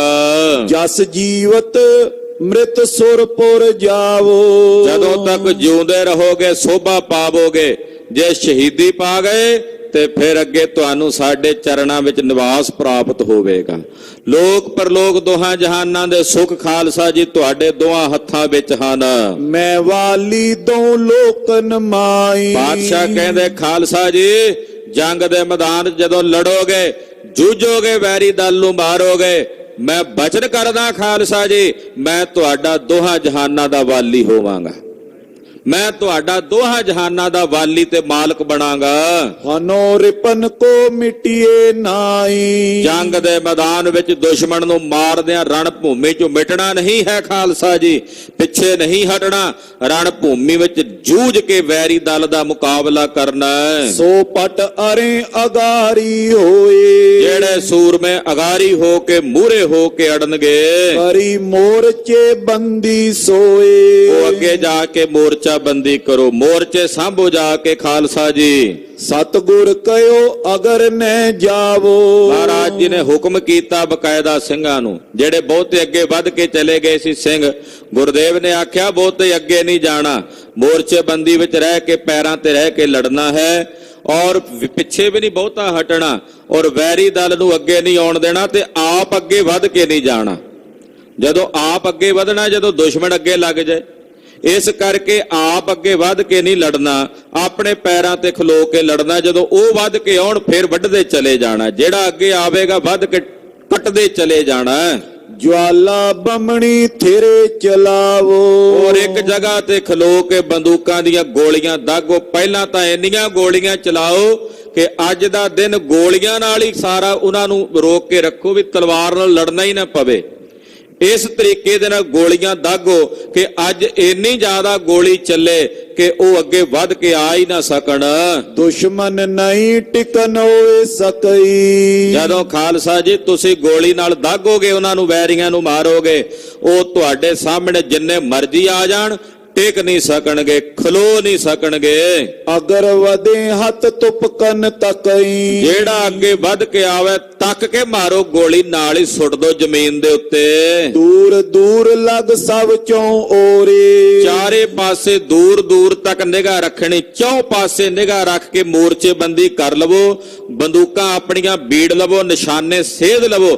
ਚੌ ਪਾਸਿਆਂ ਤੋਂ ਜਿਹੜਾ ਵੀ ਅੱਗੇ ਵੱਧ ਕੇ ਆਵੇ ਬਸ ਨਾਲ ਹੀ ਗੋਲੀ ਵੱਜੇ ਤੇ ਧੜਮ ਦੇ ਕੇ ਜ਼ਮੀਨ ਤੇ ਡਿੱਗ ਪਵੇ। ਇਸ ਢੰਗ ਨਾਲ ਲੜਦਾ ਹੈ। ਕਰੇ ਮੋਰਚੇ ਸੰਗਰ ਕੋਰੇ। ਮਹਾਰਾਜ ਜੀ ਦੇ ਹੁਕਮ ਨਾਲ ਸਿੰਘਾਂ ਨੇ ਜੰਗ ਕਰਨ ਵਾਸਤੇ ਮੋਰਚੇ ਬੈਰਕਾਂ ਜਿਹੜੀਆਂ ਨੇ ਜ਼ਮੀਨ ਪੁੱਟ ਕੇ ਉਸ ਢੰਗ ਦੇ ਨਾਲ ਬਣਾ ਲਈਆਂ। ਪਰ ਪਰ ਰਾਬੇ ਮਾਰਤ ਐਸੇ। ਔਰ ਭਰ ਭਰ ਕੇ ਗੋਲੀਆਂ ਜਿਹੜੀਆਂ ਨੇ ਉਹ ਫਿਰ ਚਲਾਉਣ ਲੱਗੇ ਹਨ, ਬੁਛਾੜਾਂ ਚੱਲ ਪਈਆਂ। ਬਾਛੜ ਕਰ ਕਾ ਪਰਤੀ ਜੈਸੇ। ਕਹਿੰਦੇ ਮਾਨੋ ਜਿਵੇਂ ਵਾਛੜ ਨਹੀਂ ਪੈਂਦੀ ਮੀਂਹ ਦੀ, ਹਵਾ ਦੇ ਨਾਲ ਜਿਵੇਂ ਤੇਜ਼ੀ ਨਾਲ ਕਣੀਆਂ ਡਿੱਗਦੀਆਂ ਨੇ, ਕਹਿੰਦੇ ਏਦਾਂ ਗੋਲੀਆਂ ਦਾ ਮਾਨੋ ਮੀਂਹ ਵਰਨ ਲੱਗਾ ਹੈ। ਗਿਰੇ ਤੁਰੰਗਮ ਅਰੇ ਅਸਵਾਰ। ਜਿਹੜੇ ਵੀ ਘੋੜ ਸਵਾਰ ਜਾਂ ਜਿਹੜਾ ਵੀ ਘੋੜਾ ਅੱਗੇ ਆਉਂਦਾ ਨਾਲ ਹੀ ਗੋਲੀ ਲੱਗਦੀ ਆ, ਸਿੰਘਾਂ ਵੱਲੋਂ ਆਈ, ਉਹ ਧੜਮ ਦੇ ਕੇ ਜ਼ਮੀਨ ਤੇ ਡਿੱਗ ਪੈਂਦਾ। ਰੁਪੇ ਸੂਰਮੇ ਪਰੇ ਸੁਮਾਰ। ਮਹਾਰਾਜ ਜੀ ਦੇ ਸੂਰਮੇ ਰੁਪ ਗਏ ਨੇ ਪੂਰੇ ਸੁਮਾਰ ਬੇਅੰਤ। ਦੋਨੋਂ ਦਿਸ਼ਾ ਓਰੜੇ ਆਵੇਂ। ਉਧਰੋਂ ਦੋਹਾਂ ਪਾਸਿਆਂ ਤੋਂ, ਇੱਕ ਪਾਸੋਂ ਪਹਾੜੀਏ ਇੱਕ ਪਾਸੋਂ ਵਜੀਦਾ ਫੌਜ ਲੈ ਕੇ ਆ ਰਿਹਾ ਹੈ ਤੇ ਓਰੜੇ ਯਾਨੀ ਕਿ ਸਾਰੇ ਇਕੱਠੇ ਹੋ ਕੇ ਆ ਰਹੇ ਨੇ। ਜਨ ਕਨ ਕਟਾ ਚੜੀ ਗਰ ਜਾਵੇਂ। ਮਾਨੋ ਜਿਵੇਂ ਬੱਦਲਾਂ ਦੀ ਕੋਈ ਕਾਲੇ ਰੰਗ ਦੀ ਘਟਾ ਚੜ ਕੇ ਆਉਂਦੀ ਆਕਾਸ਼ ਵਿੱਚ, ਏਦਾਂ ਆ ਰਹੇ ਨੇ। ਪੜੇ ਤੁਫੰਗਨ ਕੇ ਕੜਕਾਰ। ਔਰ ਹੱਥਾਂ ਵਿੱਚ ਫੜੀਆਂ ਬੰਦੂਕਾਂ ਦੀਆਂ ਗੋਲੀਆਂ ਮਾਨੋ ਜਿਵੇਂ ਬਿਜਲੀ ਚਮਕਦੀ ਹੋਵੇ ਕੜਾਕ ਦੇ ਕੇ। ਹੀਲ ਕਾਲ ਅਰ ਪਰੇ ਜੁਝਾਰ। ਏਦਾਂ ਹੱਲਾ ਘੱਲਦੇ ਨੇ, ਜੁਝਾਰੂ ਸੂਰਮੇ ਜੂਝਦੇ ਹਨ। ਨਿਰਪੈ ਹੋਏ ਟਿਗ ਟੂਕੇ ਜਿਉਂ ਜਿਉਂ। ਜਿਵੇਂ ਜਿਵੇਂ ਨਿਰਭੈ ਹੋ ਕੇ ਨੇੜੇ ਢੁਕਦੇ ਨੇ ਦੁਸ਼ਮਣ ਦੇ ਸੂਰਮੇ। ਗੁਲਕਾਂ ਕੇ ਪ੍ਰਹਾਰ ਹੋਏ ਤਿਉਂ ਤਿਉਂ। ਤਿਵੇਂ ਤਿਵੇਂ ਸਿੰਘ ਅੱਗੋਂ ਮਾਰ ਮਾਰ ਕੇ ਗੋਲੀਆਂ ਉਹਨਾਂ ਨੂੰ ਜ਼ਮੀਨ ਤੇ ਸੁੱਟੀ ਜਾਂਦੇ ਨੇ। ਜਿਹੜਾ ਨੇੜੇ ਆਉਂਦਾ ਤੜਾਕ ਦੇ ਕੇ ਗੋਲੀ ਆਉਂਦੀ ਨਾਲ ਹੀ ਭੁਏ ਡਿੱਗ ਪੈਂਦਾ। ਸ਼੍ਰੀ ਗੁਰ ਚਾਪ ਕਠੋਰ ਸੰਭਾਰੇ। ਇਧਰ ਮੇਰੇ ਬਾਜਾਂ ਵਾਲੇ ਸਵਾਮੀ ਨੇ ਵੀ ਆਪਣੇ ਹੱਥ 'ਚ ਆਪਣਾ ਕਠੋਰ ਧਨਕ ਸੰਭਾਲਿਆ ਹੈ। ਖਪਰੇ ਤੀਚਨ ਪੀਛਨ ਮਾਰੇ। ਤਿੱਖੇ 4-4 ਉਂਗਲ ਚੌੜੇ ਖੱਪਰੇ ਤੀਰ ਮਹਾਰਾਜ ਜੀ ਤੰਦੀ ਤੇ ਚਾੜ ਕੇ ਚਲਾਉਂਦੇ ਹਨ। ਬੀਂਦਤ ਸੁਪੱਟ ਪਵੰਗਮ ਗਾਤ। ਜਦੋਂ ਤੀਰ ਜਾਂਦਾ ਇੱਕ ਨੂੰ ਚੀਰ ਕੇ ਦੂਸਰੇ ਨੂੰ ਚੀਰ ਕੇ, ਜੇ ਘੋੜਾ ਆ ਜੇ ਘੋੜੇ ਨੂੰ ਚੀਰ ਕੇ, ਏਦਾਂ 10-10 ਜਣਿਆਂ ਨੂੰ ਚੀਰਦਾ ਹੋਇਆ ਤੀਰ ਮਹਾਰਾਜ ਜੀ ਦਾ ਨਿਕਲ ਕੇ ਧੜਮ ਦੇ ਕੇ ਉਹਨਾਂ ਨੂੰ ਸੱਟ ਦਿੰਦਾ ਹੈ। ਗੋਲੀ ਨਾਲ ਤਾਂ ਇੱਕੋ ਹੀ ਮਰਦਾ, ਸਤਿਗੁਰਾਂ ਦੇ ਤੀਰ ਨਾਲ 10-10 ਸੂਰਮੇ ਤੁਰਕਾਂ ਦੇ ਜੰਗ ਦੇ ਮੈਦਾਨ 'ਚ ਡਿੱਗ ਪੈਂਦੇ ਹਨ। ਇਕ ਦਵੈ ਤ੍ਰੈ ਚਤੁਰਤ ਪਰ ਜਾਤ। 1 2 3 4 4 5 ਇੱਕ ਤੀਰ ਚੱਲਦਾ 5-4 ਨੂੰ ਤੇ ਲੈ ਕੇ ਡਿੱਗਦਾ ਹੀ ਆ। 10 ਤੱਕ ਤਾਂ ਵੈਸੇ ਲੈ ਹੀ ਜਾਂਦਾ, ਨਹੀਂ ਤਾਂ ਇੱਕ ਵੀ ਤੀਰ ਜਿਹੜਾ ਮਹਾਰਾਜ ਜੀ ਦਾ ਇੱਕ ਨੂੰ ਨਹੀਂ ਮਾਰਦਾ। ਘਟੋ ਘੱਟ ਇੱਕ ਤੀਰ 3-4 ਜਣਿਆਂ ਨੂੰ ਡੇਗ ਕੇ ਮਾਰਦਾ ਹੈ। ਦੜ ਦੜ ਪੜਤ ਪਰੇ ਤੜਫਤ। ਤੇ ਜਦੋਂ ਜ਼ਮੀਨ ਤੇ ਡਿੱਗਦਾ ਤੜਫੜ ਕਰਕੇ, ਕਹਿੰਦੇ ਜਿਵੇਂ ਮੱਛੀ ਤੜਫਦੀ ਹੈ ਨਾ ਪਾਣੀ ਬਿਨਾਂ ਬਾਹਰ, ਜ਼ਮੀਨ ਤੇ ਏਦਾਂ ਤੜਫਦੇ ਤੜਫਦੇ ਪ੍ਰਾਣ ਤਿਆਗਦੇ ਹਨ। ਲੜ ਲੜ ਪੀੜਤ ਕੜਾ ਕੜ ਛੜਤ। ਲੜ ਲੜ ਭਿੜਦੇ ਨੇ ਕੜਾ ਕੜ ਛੱਡ, ਯਾਨੀ ਕਿ ਬੰਦੂਕਾਂ ਦੀਆਂ ਗੋਲਾਂ ਦੀ ਕੜੀ ਕੜਾ ਕੜੀ ਚੱਲਦੀ ਹੈ। ਸੜ ਸੜ ਗੁਲਕਾਂ ਚੱਲ ਚੱਲ ਫੋੜਤ। ਤੇਜ਼ੀ ਨਾਲ ਬੜੀ ਕਾਹਲੀ ਦੇ ਨਾਲ ਗੋਲੀਆਂ ਚੱਲਦੀਆਂ ਤੇ ਜਿਸ ਨੂੰ ਜਾ ਕੇ ਲੱਗਦੀਆਂ ਨੇ ਤੋੜ ਕੇ ਰੱਖ ਦਿੰਦੀਆਂ ਨੇ। ਲਗ ਲਗ ਪਟ ਗਨ ਕਰ ਪਗ ਤੋੜਤ। ਜਿਸ ਨੂੰ ਵੀ ਲੱਗਦੀਆਂ ਨੇ, ਕਿਸੇ ਦਾ ਹੱਥ ਕਿਸੇ ਦਾ ਪੈਰ ਤੋੜ ਦਿੰਦੀਆਂ ਨੇ ਗੋਲੀਆਂ। ਕਿਸੇ ਦਾ ਗੋਲੀ ਥੋੜੀ ਆ, ਕਿਸੇ ਦਾ ਇਹ ਵਿਸਾਹ ਥੋੜੀ ਕਰਦੀ ਹੈ। ਇਹਨੇ ਥੋੜੀ ਵੇਖਣਾ ਕੌਣ ਆ ਅੱਗੇ। ਕਹਿੰਦੇ ਜਿਸ ਨੂੰ ਜਾ ਕੇ ਵੱਜਦੀ ਆ ਉਹਦਾ ਨੁਕਸਾਨ ਹੁੰਦਾ, ਜਾਂ ਕਿਸੇ ਦਾ ਹੱਥ ਜਾਂ ਕਿਸੇ ਦਾ ਪੈਰ ਜਾਂ ਸਿਰ ਤੋੜਿਆ ਜਾਂਦਾ ਹੈ। ਤੁਰਕਨ ਕੇ ਲਸ਼ਕਰ ਪਰ ਸਤਿਗੁਰ। ਸਤਿਗੁਰੂ ਸੱਚੇ ਪਾਤਸ਼ਾਹ ਜੀ ਜਿਹੜੇ ਮਲੇਛ ਆਏ ਨੇ ਨਾ ਇੱਧਰ ਸਰਹੰਦ ਦੇ ਸੂਬੇ ਦੇ ਨਾਲ, ਉਧਰ ਮਹਾਰਾਜ ਜੀ ਤੀਰ ਚਲਾਉਂਦੇ ਆ। ਉਹਨਾਂ ਵੱਲ ਮਹਾਰਾਜ ਜੀ ਤੀਰ ਚਲਾ ਕੇ ਉਹਨਾਂ ਨੂੰ ਵਿੰਨਦੇ ਹਨ। ਸਰ ਪਰ ਹਾਰਤ ਬੀਦਤ ਅਰ ਉਰ। ਜਿਹੜਾ ਵੀ ਆਉਂਦਾ ਮਾਰ ਕੇ ਤੀਰ ਉਹਨਾਂ ਦੇ ਅੰਗਾਂ ਨੂੰ ਵਿੰਨ ਕੇ ਸੁੱਟ ਦਿੰਦੇ ਕਲਗੀਧਰ ਸੁਆਮੀ। ਗਿਰੈ ਇਕਤਰ ਲਗੇ ਇੱਕ ਬਾਣ। ਇੱਕੋ ਬਾਣ ਨਾਲ ਜਦੋਂ 5-7 ਜਣੇ ਧੜਮ ਦੇ ਕੇ ਡਿੱਗ ਪੈਂਦੇ, ਉਹ ਹੈਰਾਨ ਹੀ ਹੋ ਜਾਂਦੇ ਨੇ। ਜਿਹੜੇ ਵੱਡੇ ਵੱਡੇ 7-7 ਫੁੱਟੇ ਗਿਲਜੇ ਨੇ ਨਾ, ਉਹ ਦੰਦਾਂ ਥੱਲੇ ਉਂਗਲ ਚਬਾ ਕੇ ਵੇਖਦੇ ਵੀ ਸੁਪਨਾ ਤਾਂ ਨਹੀਂ ਵੇਖਦੇ ਵੀ ਆਹ ਕੀ ਹੋਇਆ। ਇੱਕਦਮ ਨਾਲ ਖੜਾ ਬੰਦਾ ਜ਼ਮੀਨ ਤੇ ਡਿੱਗ ਪੈਂਦਾ ਵੀ ਇਹਨੂੰ ਕੀ ਲੱਗਾ, ਤੀਰ ਤਾਂ ਅੱਗੇ ਆਇਆ ਸੀ। ਫਿਰ ਜਦੋਂ ਵੇਖਦੇ ਆ ਵੀ ਇਹਦੇ ਚੋਂ ਵੀ ਲੰਘ ਕੇ ਪਿੱਛੇ ਵੀ ਜਾ ਪਹੁੰਚਿਆ, ਤੇ ਨਾਲ ਖਲੋਤਾ ਇੱਕਦਮ ਸਹਿ ਜਾਂਦਾ, ਸਹਿਮ ਜਾਂਦਾ। ਸ਼ੁਕਰ ਹੈ ਯਾ ਖੁਦਾ ਮੈਨੂੰ ਨਹੀਂ ਆ ਕੇ ਵੱਜਾ।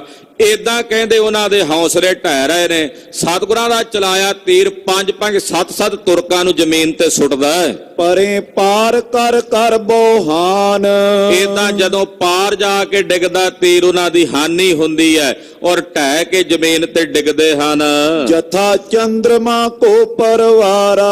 ਕਹਿੰਦੇ ਜਿਵੇਂ ਚੰਨ ਦੇ ਆਲੇ ਦੁਆਲੇ ਤੇ ਤਾਰਿਆਂ ਦਾ ਟੱਬਰ ਹੁੰਦਾ, ਪਰਿਵਾਰ ਹੁੰਦਾ ਹੈ। ਜਥਾ ਖੇਤ ਕੇ ਚੌਂ ਦਿਸ਼ ਬਾਰਾ। ਜਿਵੇਂ ਗੁਰੂ ਖਾਲਸਾ ਜੀ ਖੇਤ ਦੇ ਆਲੇ ਦੁਆਲੇ ਵਾੜ ਕੀਤੀ ਹੁੰਦੀ ਹੈ। ਜਿਮ ਕਰਕੇ ਕੰਕਨ ਚੌਂ ਫੇਰੇ। ਆ ਜਿਵੇਂ ਹੱਥ 'ਚ ਪਾਇਆ ਕੜਾ, ਜਿਵੇਂ ਹੱਥ ਨੂੰ ਚਾਰੇ ਪਾਸਿਓਂ ਘੇਰ ਕੇ ਰੱਖਦਾ ਨਾ, ਬਾਂਹ 'ਚ ਪਾਇਆ ਹੁੰਦਾ ਕੜਾ, ਇਹ ਸਾਰੀ ਬਾਂਹ ਨੂੰ ਚਾਰੇ ਪਾਸਿਓਂ ਜਿਵੇਂ ਘੇਰ ਕੇ ਰੱਖਦਾ। ਤਿਮ ਸਤਿਗੁਰ ਕੋ ਪਾਇਓ ਘੇਰੇ। ਏਦਾਂ ਇਹਨਾਂ ਤੁਰਕਾਂ ਤੇ ਪਹਾੜੀਆਂ ਨੇ ਸਤਿਗੁਰਾਂ ਨੂੰ ਘੇਰਾ ਪਾਇਆ। ਨਿਰਮੋਹਗੜ੍ਹ ਸਾਹਿਬ ਨੂੰ ਚਾਰੇ ਪਾਸਿਓਂ ਘੇਰਾ ਪਾਇਆ। ਜਿਵੇਂ ਚੰਨ ਨੂੰ ਚਾਰੇ ਪਾਸਿਓਂ ਤਾਰੇ ਘੇਰਾ ਪਾ ਕੇ ਰੱਖਦੇ ਐ, ਜਿਵੇਂ ਖੇਤ ਨੂੰ ਵਾੜ ਚਾਰੇ ਪਾਸਿਓਂ ਲਾਈ ਹੁੰਦੀ ਹੈ, ਏਦਾਂ ਇਹ ਚਾਰੇ ਪਾਸਿਓਂ ਹੁਣ ਮਹਾਰਾਜ ਜੀ ਨੂੰ ਘੇਰਾਬੰਦੀ ਕਰਕੇ ਇਹਨਾਂ ਨੇ ਘੇਰਾ ਪਾ ਲਿਆ ਨਿਰਮੋਹਗੜ੍ਹ ਸਾਹਿਬ ਨੂੰ। ਤੇਰੇ ਮੋਰਚੇ ਸਿੰਘ ਸੁਗਾਡੇ। ਤੇ ਸਿੰਘ ਵੀ ਚਾਰੇ ਪਾਸੇ ਮੋਰਚੇ ਲਾ ਕੇ ਬੈਠੇ ਪੂਰੀ ਤਕੜਾਈ ਦੇ ਨਾਲ। ਸ਼ਲਖੇ ਚੋਰਤ ਹੋਏ ਓਏ ਠਾਂਡੇ। ਔਰ ਸ਼ਲਖਾਂ ਚਲਾਉਂਦੇ ਬੰਦੂਕਾਂ ਦੀਆਂ ਗੋਲੀਆਂ ਦੀਆਂ ਇੱਕਦਮ ਕੜਾ ਕੜੀ ਇਕੱਠੀ ਚੱਲਦੀ ਹੈ। ਮਾਰ ਮਾਰ ਕਰ ਮੋਰੇ ਅਰੀ। ਜਿਹੜਾ ਨੇੜੇ ਆਉਂਦਾ ਚਾਰੇ ਪਾਸਿਓਂ, ਜਿਹੜਾ ਵੀ ਅੱਗੇ ਵੱਧਦਾ, ਮਾਰ ਮਾਰ ਕੇ ਉਹਨੂੰ ਜ਼ਮੀਨ ਤੇ ਸੁੱਟ ਦਿੰਦੇ ਹਨ। ਨੇੜੇ ਨਾ ਹੋਣ ਦੇਤ ਬ੍ਰਤ ਧਰੀ। ਜਿਹੜਾ ਨੇੜੇ ਆਉਂਦਾ ਉਹਨੂੰ ਨੇੜੇ ਨਹੀਂ ਹੋਣ ਦਿੰਦੇ ਸਿੰਘ। ਇਹੋ ਜੀ ਗੋਲੀ ਦਾਗ ਦੇ ਨਿਸ਼ਾਨਾ ਇਹੋ ਜਿਹਾ ਸਿੰਘਾਂ ਦਾ ਕਿ ਕੋਈ ਗੋਲੀ ਸਿੰਘਾਂ ਦੇ ਨਿਸ਼ਫਲ ਨਹੀਂ ਜਾਂਦੀ। ਜਿਨ ਕੇ ਮਨ ਜਮ ਕੋ ਪੀਨਾ ਤਰਾਸਾ। ਆਖੋ ਸਤਨਾਮ ਸ੍ਰੀ ਵਾਹਿਗੁਰੂ। ਇਹ ਉਹ ਸਿੰਘ ਨੇ, ਬੈਰੀਆਂ ਤੋਂ ਕੀ ਡਰਨਾ ਜਿਹੜੇ ਸਾਹਮਣੇ ਖੜੇ ਨੇ, ਇਹਨਾਂ ਤੋਂ ਕੀ ਡਰਨਾ, ਉਹਨਾਂ ਨੂੰ ਤਾਂ ਮਾਰ ਰਹੇ ਨੇ। ਕਹਿੰਦੇ ਉਹ ਸਿੰਘ ਨੇ ਜਿਹੜੇ ਜਮ ਦੂਤ ਦਾ ਵੀ ਭੈ ਨਹੀਂ ਮੰਨਦੇ।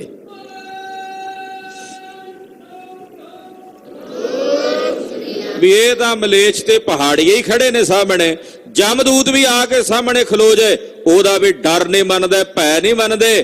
ਕਹਿ ਦਿੰਦੇ ਆ ਮੌਤ ਨੂੰ ਪਾਸੇ ਹਟ ਜਾ, ਮੈਂ ਪ੍ਰਣ ਕੀਤਾ ਆਪਣਾ ਸੀਸ ਦਰਬਾਰ ਸਾਹਿਬ ਦੀ ਪਰਿਕਰਮਾ 'ਚ ਭੇਟ ਕਰਨਾ, ਤੂੰ ਮੇਰੇ ਨੇੜੇ ਨਹੀਂ ਆ ਸਕਦੀ। ਇਹ ਉਹ ਸਿੰਘ ਨੇ ਮਹਾਰਾਜ ਜੀ ਦੇ ਖਾਲਸੇ। ਰੁਪਿਓ ਖਾਲਸਾ ਸ਼ਤਰੂ ਵਿਨਾਸ਼ਾ। ਇਹੋ ਜਿਹਾ ਖਾਲਸਾ ਰੁਪਿਆ ਪੈਰਾਂ ਦੇ ਵਿੱਚ ਸ਼ਤਰੂਆਂ ਦਾ ਨਾਸ਼ ਕਰਨ ਲਈ। ਕਿਉਂ ਦਿਸ਼ ਤੇ ਸਤਿਗੁਰ ਤੇ ਦੂਰ।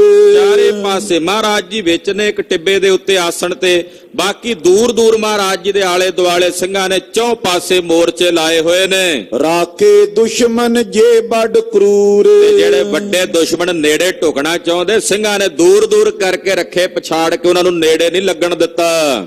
ਨਰਾਜ ਚੰਦ ਗੁਰੂ ਸਪੂਤ ਪੂਤ ਚੀਤ ਸ਼੍ਰੀ ਅਜੀਤ ਸਿੰਘ ਜੀ। ਹੁਣ ਜਿਵੇਂ ਹੀ ਜੰਗ ਦੀ ਕਥਾ ਚੱਲਣ ਲੱਗੀ ਆ ਤਿਵੇਂ ਹੀ ਛੰਦ ਵੀ ਬਦਲਿਆ ਵੀਰ ਅਸੀਂ ਤਰੀਕੇ ਨਾਲ। ਦਸਮ ਬਾਣੀ ਵਿੱਚ ਮਹਾਰਾਜ ਕਲਗੀਧਰ ਸਵਾਮੀ ਜਦੋਂ ਜੰਗ ਯੁੱਧ ਦਾ ਵਰਣਨ ਕਰਦੇ ਫਿਰ ਛੰਦਾਂ ਦੀਆਂ ਵੀ ਝੜੀਆਂ ਹੀ ਲੱਗਦੀਆਂ ਨੇ ਨਾਲ। ਤੋ ਭਾਈ ਸਾਹਿਬ ਉਸੇ ਤੋਂ ਪ੍ਰੇਰਨਾ ਲੈ ਰਹੇ ਨੇ, ਨਰਾਜ ਛੰਦ ਲਿਖਦੇ ਆ ਗੁਰੂ ਸਪੂਤ ਪੂਤ, ਸਤਿਗੁਰੂ ਸੱਚੇ ਪਾਤਸ਼ਾਹ ਜੀ ਦੇ ਸਪੁੱਤਰ, ਮਹਾਨ ਪਵਿੱਤਰ ਪੁੱਤਰ ਯਾਨੀ ਕਿ ਸਾਹਿਬਜ਼ਾਦਾ ਬਾਬਾ ਅਜੀਤ ਸਿੰਘ ਜੀ ਨੇ ਆਪਣੇ ਚਿੱਤ ਵਿੱਚ ਵਿਚਾਰਿਆ। ਉਦੰਡ ਲੈ ਪ੍ਰਚੰਡ ਛੰਡ ਬਾਨ ਤੀਰ ਸਿੰਘ ਜੀ। ਆਪਣੇ ਹੱਥ ਵਿੱਚ ਕਮਾਨ ਪਕੜ ਕੇ ਤੰਦੀ ਤੇ ਤੀਰ ਚਾੜ ਕੇ ਬਾਬਾ ਅਜੀਤ ਸਿੰਘ ਜੀ ਤੀਰ ਛੱਡਦੇ ਹਨ। ਸੜਾ ਸੜੀ ਪ੍ਰਹਾਰ ਕੈ ਬੇਹੰਡ ਤੁੰਡ ਫੋੜ ਕੇ। ਸੜਾ ਸੜੀ ਬੜੀ ਤੇਜ਼ੀ ਦੇ ਨਾਲ ਤੀਰ ਮਾਰ ਕੇ ਬਾਬਾ ਅਜੀਤ ਸਿੰਘ ਆਖਰਕਾਰ ਕਲਗੀਧਰ ਦੇ ਸਪੁੱਤਰ ਨੇ। ਬਾਬਾ ਜੀ ਦੇ ਤੀਰ ਵੀ ਬੜੇ ਬਲ ਨਾਲ ਜਾਂਦੇ, ਦੋ ਦੋ ਚਾਰਾਂ ਚਾਰਾਂ ਨੂੰ ਵਿੰਨ ਦਿੰਦੇ ਹਨ। ਕਰੇ ਜੋ ਹੀਲ ਆਵਤੇ ਸ਼ਿਤਾਬ ਦੀਨ ਮੋੜ ਕੇ। ਜਿਹੜਾ ਵੀ ਹੱਲਾ ਕਰਕੇ ਆਉਂਦਾ ਨੇੜੇ ਬੜੀ ਛੇਤੀ ਨਾਲ ਉਹਨਾਂ ਦੇ ਮੂੰਹ ਮੋੜ ਦਿੱਤੇ। ਨਿਖੰਗ ਤੇ ਖਤੰਗ ਏਕ ਸੰਗ ਹੀ ਨਿਕਾਰ ਕੇ। ਆਪਣੇ ਪੱਥੇ ਚੋਂ ਤੀਰ ਕੱਢ ਕੇ ਇੱਕੋ ਆਪਣੇ ਤੀਰ ਦੇ ਉੱਤੇ ਚਾੜ ਕੇ ਤਰਾ ਤਰੇ ਸਮੂਹ ਫੇਰ ਲੇਤ ਐ ਸੰਭਾਰ ਕੇ। ਉਹਨੂੰ ਚਲਾ ਕੇ ਦੁਸ਼ਮਣ ਨੂੰ ਮਾਰਦੇ ਨੇ। ਉਹ ਹਾਲੇ ਪਹੁੰਚਣਾ ਹੁੰਦਾ ਦੁਸ਼ਮਣ ਤਾਈਂ, ਇੰਨੇ ਨੂੰ ਦੂਜੇ ਪਾਸੋਂ ਕੋਈ ਆਉਂਦਾ ਹੁੰਦਾ ਤੇ ਦੂਸਰਾ ਤੀਰ ਚਾੜ ਕੇ ਬੜੀ ਫੁਰਤੀ ਦੇ ਨਾਲ ਉਹ ਵੀ ਬਰਾਬਰ ਹੀ ਜਾ ਪਹੁੰਚਦਾ ਹੈ। ਹਾਲੇ ਜਿੰਨਾ ਤੇਜ਼ੀ ਨਾਲ ਪਹਿਲਾ ਗਿਆ ਹੁੰਦਾ ਇੰਨੀ ਸਪੀਡ ਨਾਲ ਦੂਜਾ ਤੀਰ ਉੱਥੇ ਜਾ ਪਹੁੰਚਦਾ ਹੈ। ਸੋ ਬੈਠ ਵੀਰ ਆਸਨੰ ਸਰਾਸਨੰ ਸੁਤਾਰ ਕੇ। ਇੱਕ ਉੱਚੇ ਥਾਂ ਦੇ ਉੱਤੇ ਬਾਬਾ ਅਜੀਤ ਸਿੰਘ ਜੀ ਜਿੱਥੋਂ ਦੂਰ ਤੱਕ ਦੁਸ਼ਮਣ ਦਿਸਦਾ ਹੈ ਉੱਥੇ ਵੀਰ ਆਸਣ ਲਾ ਕੇ ਬਹਿ ਗਏ ਨੇ। ਵੀਰ ਆਸਣ ਲਾ ਕੇ ਕਮਾਨ ਹੱਥ ਵਿੱਚ ਪਕੜ ਕੇ ਤੀਰ ਥੱਲੇ ਖਿਲਾਰ ਲਏ ਨੇ, ਆਪਣੇ ਚੁੱਕ ਚੁੱਕ ਕੇ ਛੱਡੀ ਜਾਂਦੇ ਨੇ, ਮਾਰੀ ਜਾਂਦੇ ਨੇ ਦੁਸ਼ਮਣਾਂ ਨੂੰ। ਸੋ ਤਾਨ ਬਾਨ ਕਾਨ ਲੋ ਅਨੇਕ ਸ਼ਤਰੂ ਮਾਰ ਕੇ। ਕੰਨਾਂ ਤੱਕ ਖਿੱਚ ਕੇ ਤੀਰ ਚਲਾਉਂਦੇ ਆ, ਦੁਸ਼ਮਣ ਨੂੰ ਮਾਰਦੇ ਹਨ। ਉਡੰਤ ਜਾਤ ਬੇਗ ਤੇ ਪ੍ਰਵੇਸ਼ ਹੋਏ ਲਰੰਤਈ। ਉੱਡਦਾ ਜਾਂਦਾ ਸ਼ੌਂਕ ਦਾ ਤੀਰ ਬਾਬਾ ਅਜੀਤ ਸਿੰਘ ਜੀ ਦਾ ਔਰ ਜਾਂਦਿਆਂ ਜਾ ਕੇ ਲੜਨ ਵਾਲਿਆਂ ਸੂਰਮਿਆਂ ਦੇ ਵਿੱਚ ਪ੍ਰਵੇਸ਼ ਕਰ ਜਾਂਦਾ ਹੈ। ਤੋ ਰੰਗ ਅੰਗ ਪੰਗ ਕੈਸੋ ਪਾਰਈ ਪਰੰਤਈ। ਜੇ ਕਿਸੇ ਘੋੜੇ ਨੂੰ ਵੱਜੇ ਤੇ ਘੋੜੇ ਨੂੰ ਚੀਰ ਕੇ ਪਾਰ ਨਿਕਲ ਜਾਂਦਾ ਹੈ। ਜੇ ਕਿਸੇ ਸੂਰਮੇ ਨੂੰ ਜਾ ਕੇ ਸਿਪਾਹੀ ਨੂੰ ਵੱਜੇ ਤੇ ਉਹਦੀ ਛਾਤੀ ਨੂੰ ਜਾਂ ਸਿਰ ਨੂੰ ਵਿੰਨ ਕੇ ਪਾਰ ਨਿਕਲ ਜਾਂਦਾ ਹੈ। ਸਰੀਰ ਬੀਦ ਬੀਰ ਕੇ ਨਾ ਨੀਰ ਫੇਰ ਜਾਚਤੇ। ਜਿਸ ਨੂੰ ਤੀਰ ਵੱਜਦਾ ਬਾਬਾ ਅਜੀਤ ਸਿੰਘ ਦਾ ਇਹੋ ਜਿਹਾ ਸਰੀਰ ਨੂੰ ਚੀਰ ਕੇ ਨਿਕਲਦਾ, ਉਹਦਾ ਦਮ ਨਾਲ ਹੀ ਨਿਕਲ ਜਾਂਦਾ ਹੈ। ਇੱਕ ਦਮ ਸਾਹ ਬਾਹਰ ਨੂੰ ਨਿਕਲਦਾ ਹੈ। ਪਾਣੀ ਤੱਕ ਵੀ ਮੰਗਣ ਦਾ ਮੌਕਾ ਨਹੀਂ ਮਿਲਦਾ ਬਾਬੇ ਅਜੀਤ ਸਿੰਘ ਦੇ ਤੀਰ ਜਿਸ ਨੂੰ ਵੱਜਦੇ ਨੇ। ਅਤੰਕ ਤੇ ਸਸ਼ੰਕ ਕੈ ਨਿਸੰਗ ਜੰਗ ਮਾਚਤੇ। ਹੁਣ ਆਤੰਕ ਤੇ ਸਸ਼ੰਕ ਕੈ, ਹੁਣ ਉਹਨਾਂ ਦੇ ਅੰਦਰ ਆਤੰਕ ਪੈਦਾ ਹੋ ਗਿਆ, ਡਰ ਪੈਦਾ ਹੋ ਗਿਆ ਤੇ ਨਿਸੰਗ ਹੋ ਕੇ ਜਿਹੜੇ ਜੰਗ ਮਚਾਉਣ ਵਾਲੇ ਸਨ ਮੂੰਹ ਮੋੜਨ ਲੱਗੇ। ਵਜ਼ੀਰ ਖਾਨ ਸੈਨ ਕੋ ਦਲੇਰ ਹੋਏ ਪਰੇਰ ਤੋ। ਵਜੀਦਾ ਆਪਣੀ ਸੈਨਾ ਨੂੰ ਦਲੇਰੀ ਦੇ ਨਾਲ ਪ੍ਰੇਰਦਾ ਹੈ। ਕਹਾਂ ਥਿਰੰਤ ਤਰਾਸ ਤੇ ਸਮੂਹ ਕਿਆ ਨਬੇਰ ਤੋ। ਕਹਿੰਦਾ ਕਿਉਂ ਡਰ ਦੇ ਨਾਲ ਖਲੋਤੇ ਹੋ ਤੁਸੀਂ ਪਠਾਨ, ਤੁਸੀਂ ਗਿਲਜੇ, ਤੁਸੀਂ ਵੱਡੇ ਵੱਡੇ ਸੂਰਮੇ, ਤੁਸੀਂ ਕਿਉਂ ਖੜੇ ਇੱਥੇ ਵੇਖਦੇ ਹੋ? ਜਾਓ ਅੱਗੇ, ਕਿਉਂ ਨਹੀਂ ਸਮੂਹ ਨਿਬੇੜਦੇ? ਮਰੇ ਜੋ ਏਲ ਕਾਲ ਤੇ ਬਚੇ ਸਮੀਪ ਟੂਕੀਏ। ਜਿਹੜੇ ਮਰ ਗਏ ਹੱਲਾ ਘੱਲਦੇ ਆ ਉਹ ਤਾਂ ਮਰ ਗਏ, ਜਿਹੜੇ ਤੁਸੀਂ ਬਚੇ ਹੋ ਤੁਸੀਂ ਕਿਉਂ ਨਹੀਂ ਅੱਗੇ ਵਧਦੇ? ਗੁਰੂ ਗਹਨ ਕੀਜੀਏ ਉਠੇ ਨ ਕਿਉਂ ਰੁਕੀਏ। ਜਾਓ ਜਾ ਕੇ ਗੁਰੂ ਜੀ ਨੂੰ ਫੜੋ, ਗੁਰੂ ਜੀ ਨੂੰ ਜਾ ਕੇ ਪਕੜ ਕੇ ਲੈ ਕੇ ਆਓ। ਕਿਰਪਾਨ ਖੈਚ ਮਿਆਨ ਤੇ ਪ੍ਰਵੇਸ਼ ਵਿੱਚ ਹੂਜੀਏ। ਪਹੁੰਚ ਕੇ ਮੋਰਚੇ ਤੋੜ ਕੇ ਸਿੰਘਾਂ ਦੇ ਕਿਰਪਾਨਾਂ ਧੂ ਕੇ ਇਹਨਾਂ ਦੇ ਵਿੱਚ ਜਾ ਵੜੋ। ਪ੍ਰਹਾਰ ਸੰਗ ਸੈਥੀਨ ਨੇਜ ਚੋਕ ਦੀਜੀਏ। ਸਾਂਗਾਂ ਬਰਛੀਆਂ ਤੇ ਨੇਜਿਆਂ ਦੇ ਨਾਲ ਉਹਨਾਂ ਨੂੰ ਚਾਕ ਕਰ ਦਿਓ, ਕੱਟ ਦਿਓ। ਤੁਫੰਗ ਏਕ ਸੰਗ ਤਿਆਗ ਸਿੰਘ ਮਾਰ ਲੀਜੀਏ। ਤੁਹਾਡੇ ਕੋਲ ਬੰਦੂਕਾਂ ਨਹੀਂ ਹਨ? ਮਾਰੋ ਗੋਲੀਆਂ, ਮਾਰ ਕੇ ਗੋਲੀਆਂ ਇਕੱਠਿਆਂ ਨੂੰ ਹੀ ਮਾਰ ਦਿਓ ਜਿੰਨੇ ਸਿੰਘ ਖਲੋਤੇ ਨੇ ਸਾਹਮਣੇ।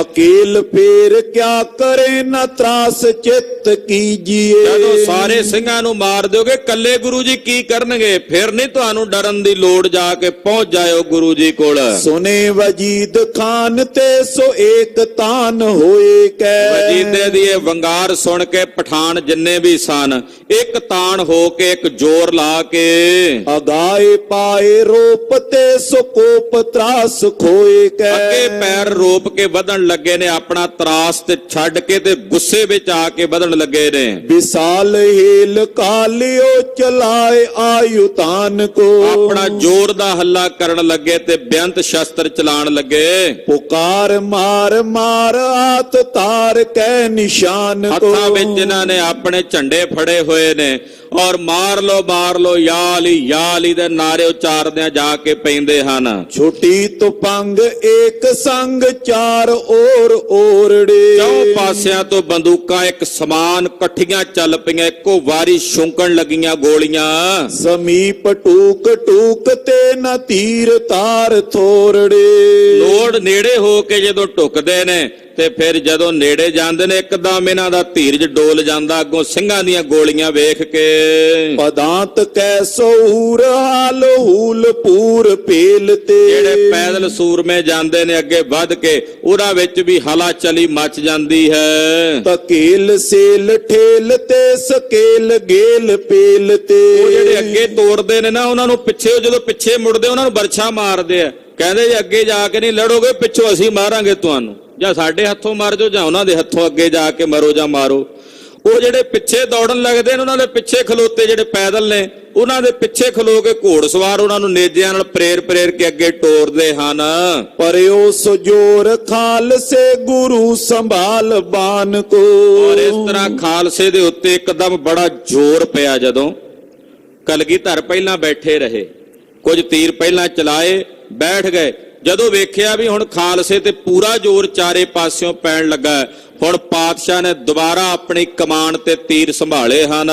ਚਲਾਏ ਦੀਨ ਸੈਂਕਰੇ ਕਰੇ ਸੋ ਵੀਰ ਹਾਨ ਕੋ। ਪਾਤਸ਼ਾਹ ਨੇ ਕਈ ਤੀਰ ਚਲਾਏ, ਸੈਂਕੜੇ ਤੀਰਾਂ ਦੇ ਨਾਲ ਹਜ਼ਾਰਾਂ ਹੀ। ਹੁਣ ਜਦੋਂ ਇੱਕ ਤੀਰ ਦੇ ਨਾਲ 5-5 7-7 ਬੰਦੇ ਮਰਦੇ ਆ ਤੇ ਏਦਾਂ ਸੈਂਕੜੇ ਤੀਰ ਚਲਾਏ ਤੇ ਉਹਦੇ ਨਾਲ ਹਜ਼ਾਰਾਂ ਹੀ ਚਾਰੇ ਪਾਸੇ, ਜਿਵੇਂ ਸੁਸਰੀ ਨਹੀਂ ਸੌਂਦੀ ਏਦਾਂ ਸੁਸਰੀ ਵਾਂਗੂ ਮਹਾਰਾਜ ਜੀ ਨੇ ਚੌ ਪਾਸੇ ਤੁਰਕਾਂ ਦੀ ਫੌਜ ਸਵਾ ਕੇ ਰੱਖ ਦਿੱਤੀ। ਤਵਾਏ ਅਗਰ ਆਵਤੇ ਨਿਸ਼ੰਕ ਤੀਰ ਖਾਵਤੇ।